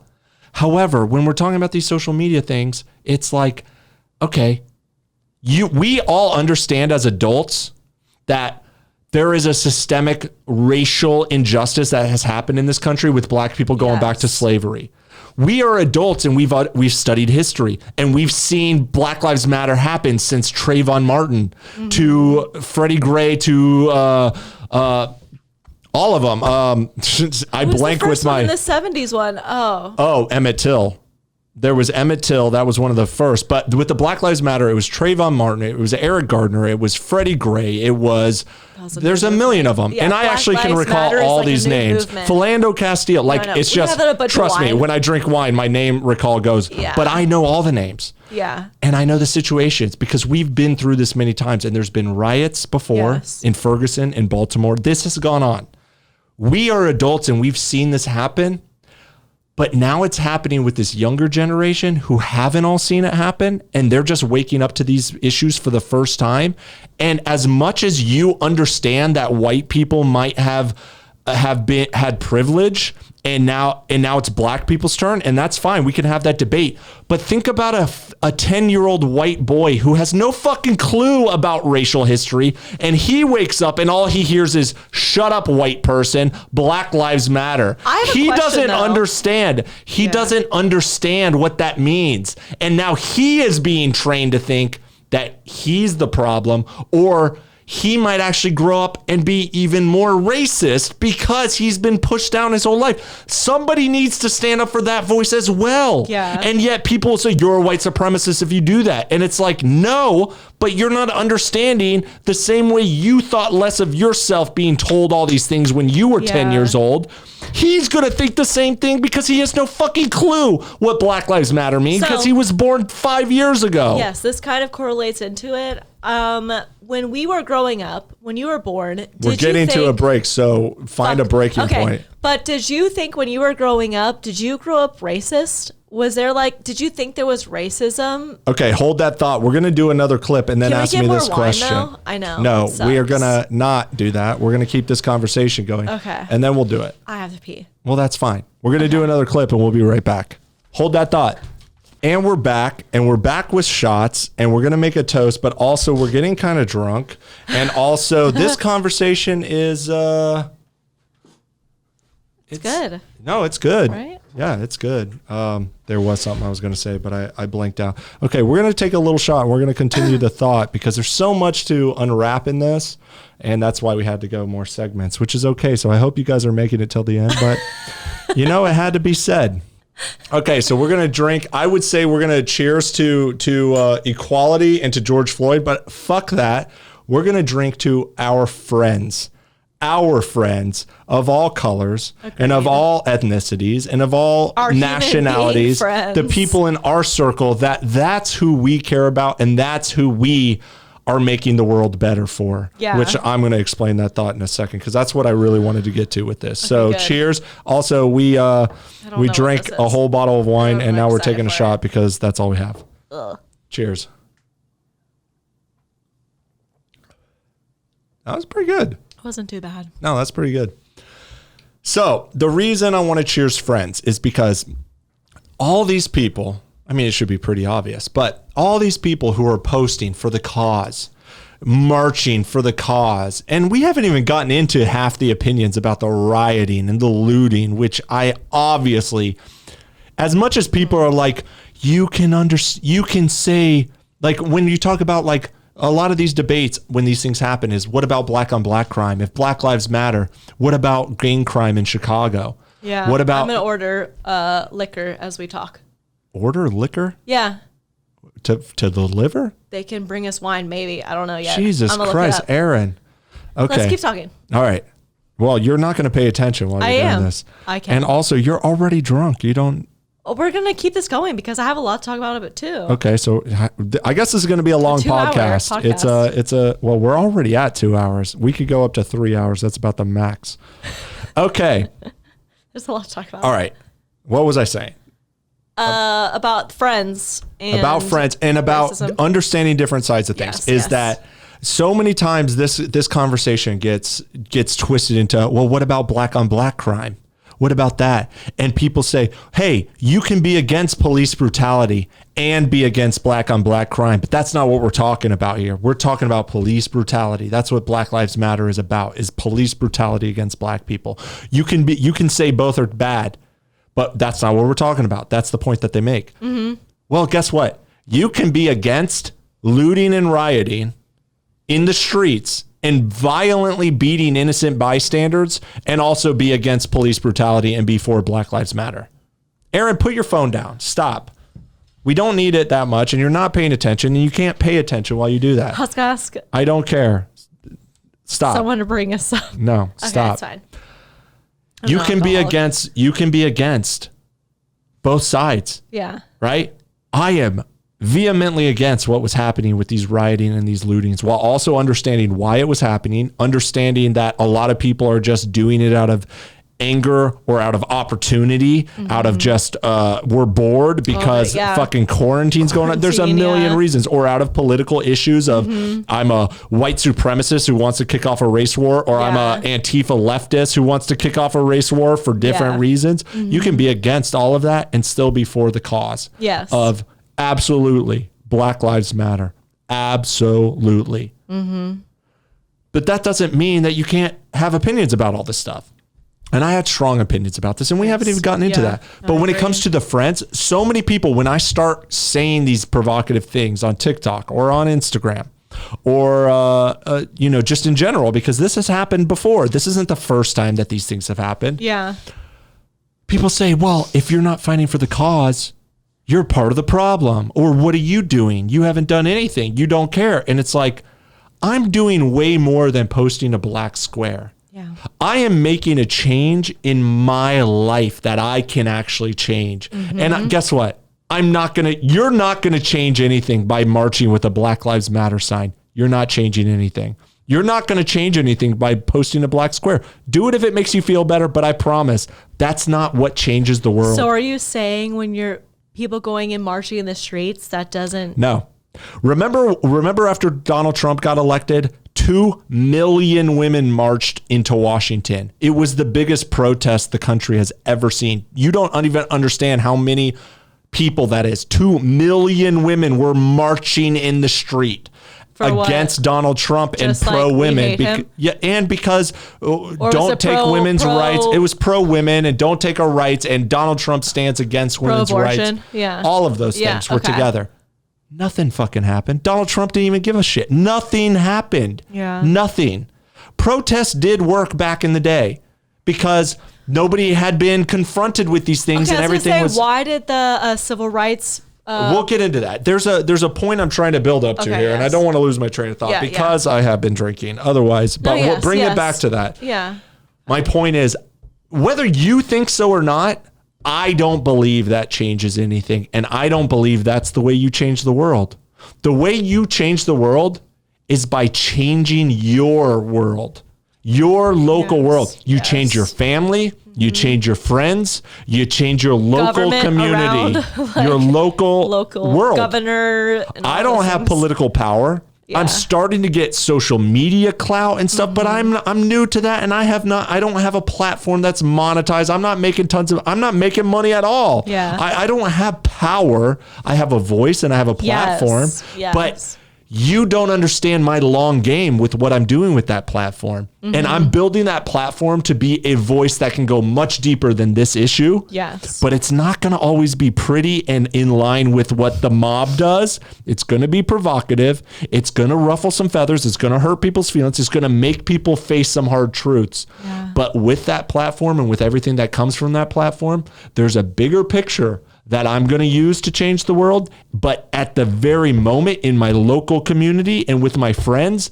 I'm changing the world by not being a racist, by being accepting and friendly and welcoming to everybody that I meet and everywhere that I go. Yes. I make friends. I make people feel like they're welcome and they're accepted and they're not judged. We should all do. Exactly. That's how you make a difference. Exactly. Yes. So when you say you're not doing something because you didn't post this black square, I challenge you to get more black friends than me over to your house to just hang out. I do it all the time. I have evidence from all my channels, from Too Cool Stools to Drunk Green Screen. I had a whole video called Black Friends on the Drunk Green Screen, which was in 2012, which can be twisted many different ways. You could twist that to be like, you had all these token black friends, but also how many black friends do you have? That's my point is I see these fucking woke leftists. We won't name names, but a specific girl who I may or may not have used to live with. I guess that at least highlights to her. Sleep with. Well, there's a story about that too. Who's posting all this far left, social justice, woke, Black Lives Matter, let's end racism, all of this. And it grosses me out because I saw this girl get drunk and call our very good, awesome dude who's black, our friend who is staying with us, the N-word several times with the hard R to his face, fucking face, out of nowhere for no reason other than she was drunk and she took it there. I've never ever witnessed, when people say, have you ever witnessed racism? That pops up in my head as the most grossest example of unnecessary racist vileness. For no reason. For absolutely no reason. Was she meaning it as a derogatory way? Yes. Okay. Well, no. I mean, she wasn't saying you are this. She was saying, why are you mad? Is it because you are this? Yeah. Hard R N-word. Is it because you're an N-word? Oh, is it because you're an N-word? Is that why? I feel like I may have heard a story of one of my really good friends saying that. It was so fucking gross. It was so gross. And I'm watching this girl post a black square and post and change her profile picture to hashtag Black Lives Matter and saying end racism. And if you support Donald Trump, you're part of the problem. And I'm like, you're the fucking problem. You are the fucking problem. And you're acting like I'm the problem because I don't post a black square, where I would never in a million. Well, it's not that I wouldn't do that. It's that I've never ever thought like that. I would never in a million years think that way. But also now with the wine has given me this knowledge. Do people not change? Okay, agreed. And she actually even she's been posting nonstop, and I just watch it and I'm like, I want to say something. I want to fucking say something. I keep telling you, I want to tell this girl. Remember that time a few years ago when I watched you do this? And guess what? Guess what? When all that was going down, he was our fucking friend. He's a good fucking dude. I felt so terrible and awkward for him because he's just sitting there. People are little assholes. Yeah. They just say some shit. And guess who stepped in? Guess who was the only person who stopped her? Me. I'm the only fucking person who had the balls to step in and put her in her fucking place and say, shut the fuck up. Yeah. Don't say that shit. What is your problem? What are you doing? Me. Yeah. I'm the only person, because everybody else is like, this is awkward. This is weird. People don't know how to deal with it. But like, also, is that racist for you to say? No, it's not. I didn't step in to fucking, I didn't step in because he needed me to save him. I'm just, you're making a joke? Yeah. You could make a lot of jokes. My point is, I wasn't saying this out of, I have to be the white savior. I'm saying this out of, I'm the dude who says the fucking hard shit all the time when it's fucking awkward. And I protect my fucking friends. Yes. And I protect people who are actual victims and who are actually being bullied. And I step in when I see that shit. Mm-hmm. I don't stand on the sidelines. I step in when it fucking matters. I don't just step in when it's words. I've stepped in when people have been trying to fight my friends. And I step in and I save their fucking ass. And I put my life on the line to protect my friends. Mm-hmm. And they're going to say, because I didn't post a black square, I'm not making a change or making a difference, and I'm part of the problem. I fucking guarantee you wouldn't step in when it matters because you're afraid to get punched in the face. You're afraid of the awkwardness. You're afraid of how you don't have the confidence to, there's a million fucking reasons. My point is, that type of, and I'm seeing people post this shit, and I know what happened there, and I saw what happened behind the scenes, and I know a lot of people in my past who are posting this shit, being like, get the fuck over yourself. Like, what are you doing? It's so bullshit. Yeah. And can people change? Yes. And she even posted something about people can change, and you got to accept new information and change your worldview. Fine. Yeah. Fine. But I was never this way. Okay, I never said that as an insult. I've never used that as a derogatory way. I've said the word, don't get me wrong. I've repeated rap lyrics. I've repeated other people's words when I've read To Kill a Mockingbird. Yeah, but on TikTok, in like on TikTok, way. There's a whole thing where somebody tried to expose me because somebody came into one of my live streams with the N-word in his username, and I read people's usernames and say, hi, welcome to the room. And that was his fucking name, and I said it. And people are like, you said the N-word. And it's like, yeah, that was his fucking name. It's not my fucking words. I'm not afraid to say the sound with my mouth, but I would never use it as a fucking derogatory insult to somebody's face. Mm-hmm. That type of shit is, and I've never even said it as a fucking joke behind the scenes. I'm not like, oh, I wouldn't say it to your face, but I'll fucking be like, haha, these N-words. I don't fucking do that. No. I've never thought that way. Yeah. I'm just not afraid to say a word that exists, you know? There's a big fucking difference. It's context. And you can have your own opinions about that, whatever. Either way. I never had to fucking grow and learn that was wrong. And this isn't fucking 2002. This was 2015 or 16 when she did this. You know? Right out of fucking nowhere. It was so awkward. Anyways, that sucks. I don't know if she's listening or not. I'm not trying to fucking throw her out. But it's gross. And so when I see this fucking shit, all these squares, and I know what's going on. I know it's just it's such virtue squares. signaling. They're such squares. It's, hey, look at me. I'm not racist. And then people take my shit and say, you didn't fall in line. Therefore, you're a part of the problem. No.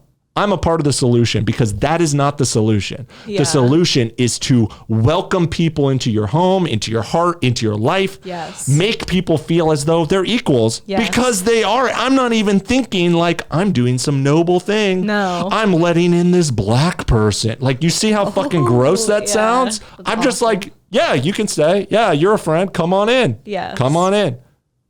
I agree. That's how you change the fucking world. Yes. The fuck I know. was that? I heard that earlier when I was doing the testing. And I was like, that's so crazy. And it was outside. No, it's from this. It's so weird. But you can't hear it out of the headphones. It's only in the headphones. Oh, creepy. Weird. So that's why I bring it back to when we took the shot is this is not, look, I don't know George Floyd and I don't know half these fucking protesters. And I know everybody out there has their own perspectives. And I understand that we need to listen to the black community and we need to empathize with that. And guess what? The black community also needs to listen to the white community, especially white people who had nothing to do with this problem. The good people. Who were born in 2000 and earlier even. Yeah. But especially, I'm thinking about these kids who are like, they don't fucking know the racial history of America. They're fucking 10 years old and they're just hearing this shit. And that is going to have a problem too in 20 years when they grow up with this indoctrination of you're the bad guy. We have to listen to all sides. However, I don't care to listen to strangers. I don't care to listen to the mob. Yeah. I care to listen to my friends, family, loved ones, social circle, local community. I will listen to them. I will protect them. I will have their back. I will welcome them. I will spread love and acceptance and everything that we're supposed to do. Yes. You know why? Because I'm just that type of person. For sure. And that's how you change the world. And that's what I do on a daily basis, that I don't have to post your fucking black square and I don't have to march down the street with a sign that I get an Instagram picture on to tell the world, look at me, I'm not racist. I know. Fuck you guys, man. I know. Fuck all of you. I agree. While also agreeing with you. You know, you can do multiple things at once. I know. I've been yelling this whole podcast. It's so crazy. But it's been a crazy week, and it sucks that it's like this thing that's supposed to bring us together, but it's really just dividing us. Because when we just identify everybody solely by their skin color, to say you need to listen, if you're this skin color, you need to listen to this skin color, and that's all we define people as. I saw one on TikTok today that I'm making a duet of like it's supposed to be a powerful message, and it's a black woman saying like with that song from Macklemore, I guess, and it's like, even though we're different, we all have the same struggles and blah blah blah, and like we're not gonna stop till we have equality. I forget what it is, and it's like, why is that a powerful message? Even though we're different, we're not different. We're not different. What that's the message is. We need to recognize that your black skin and your white skin, we're different. I thought the whole point is that we're not different and we're all the same. We're on a scale of pigmentation. I know, I was gonna say melanin. Like, what are we talking about? Like, we all are human beings, and that's what we're supposed to move towards. Yeah. And there's a classic video from Morgan Freeman of all people, who says, go back and watch it. It's on YouTube, and he's like, should we have a Black History Month? That's what Mike Wallace was asking him. And he's like, no, I don't want a Black History Month. Our history is American history. And I made a joke like this on TikTok too, where I was like, Black History, and people think it's all racist because I'd make it provocative, where I'm like, Yay, Black History Month is over. We can get back to white. we can get back. No, not white history. We can get back to history. I didn't say white history because it's not white history. True, yeah. My point is that it's not white history. It's just history. Black people's history is just human history or American history. Why are we separating it into Black history? And that was Morgan Freeman. You only get 1 month. Exactly. And Morgan Freeman says, Love yourself. I don't want my history relegated to a month. Black history is American history. And I agree. And I say it in a provocative way, but that's the message is think about it. Why are you so triggered by me saying, welcome back to history? Are you saying that you're not a part of that? Because I'm saying that you are, but people fill it with their own thought process. And then Mike Wallace says, well, how are we supposed to end racism? And Morgan Freeman looks him in the eye and says, stop talking about it. I'll stop calling you a white man and you stop calling me a black man. I'm Morgan Freeman. You're Mike Wallace. Yeah. That's the fucking message. Yes. That's how you cure racism. We don't say Black Lives Matter and all lives matter and white lives matter and blue. We say, and that's why all lives matter in a way is the best message. Unfortunately, it started as a protest to Black Lives Matter, and it's a bunch of people being like, well, our lives matter too. And it's like, all these things get co-opted and it fucking sucks. But all lives do matter. Black lives do matter. White lives do matter. Every life matters and no life matters at the same time. You could take it any which way. No lives matter. We're all going to die and it doesn't fucking matter. Yeah. My point is, I'm not going to play along with your narrative that we need to define people as people of color and white people. They're just people to me. And that's what I'm going to change the world for my life. And if that pisses people off, then so be it. Yeah. That's me. And that's the way I'm going to do it. We're at the end, Erin. This was quite the rant. We went through lots of different topics. And by 2 topics, or a lot of different topics, I mean 2 topics. It was like fat shaming earlier and now racism. But equality for all, no judgment, even while making strong judgments about the truth. Yes. Every life matters. And shout out to our friends and fuck all the mob and fuck the strangers. I love everybody. And if you want to come be my friend, guess what? I'm going to be your friend. I don't give a shit. Yeah. I love everybody. All right, guys, follow me on TikTok, Nick Foster Jokes, and follow me on Instagram, Nick Makes Jokes. Follow Erin on Instagram. Erinatius_21. Boom. And we'll be back next week with another episode. And hopefully we'll have 1,000 subscribers by then. Yeah. So subscribe to this podcast. Yes. Thank you all. All right, guys. Good night. Peace and love to everybody.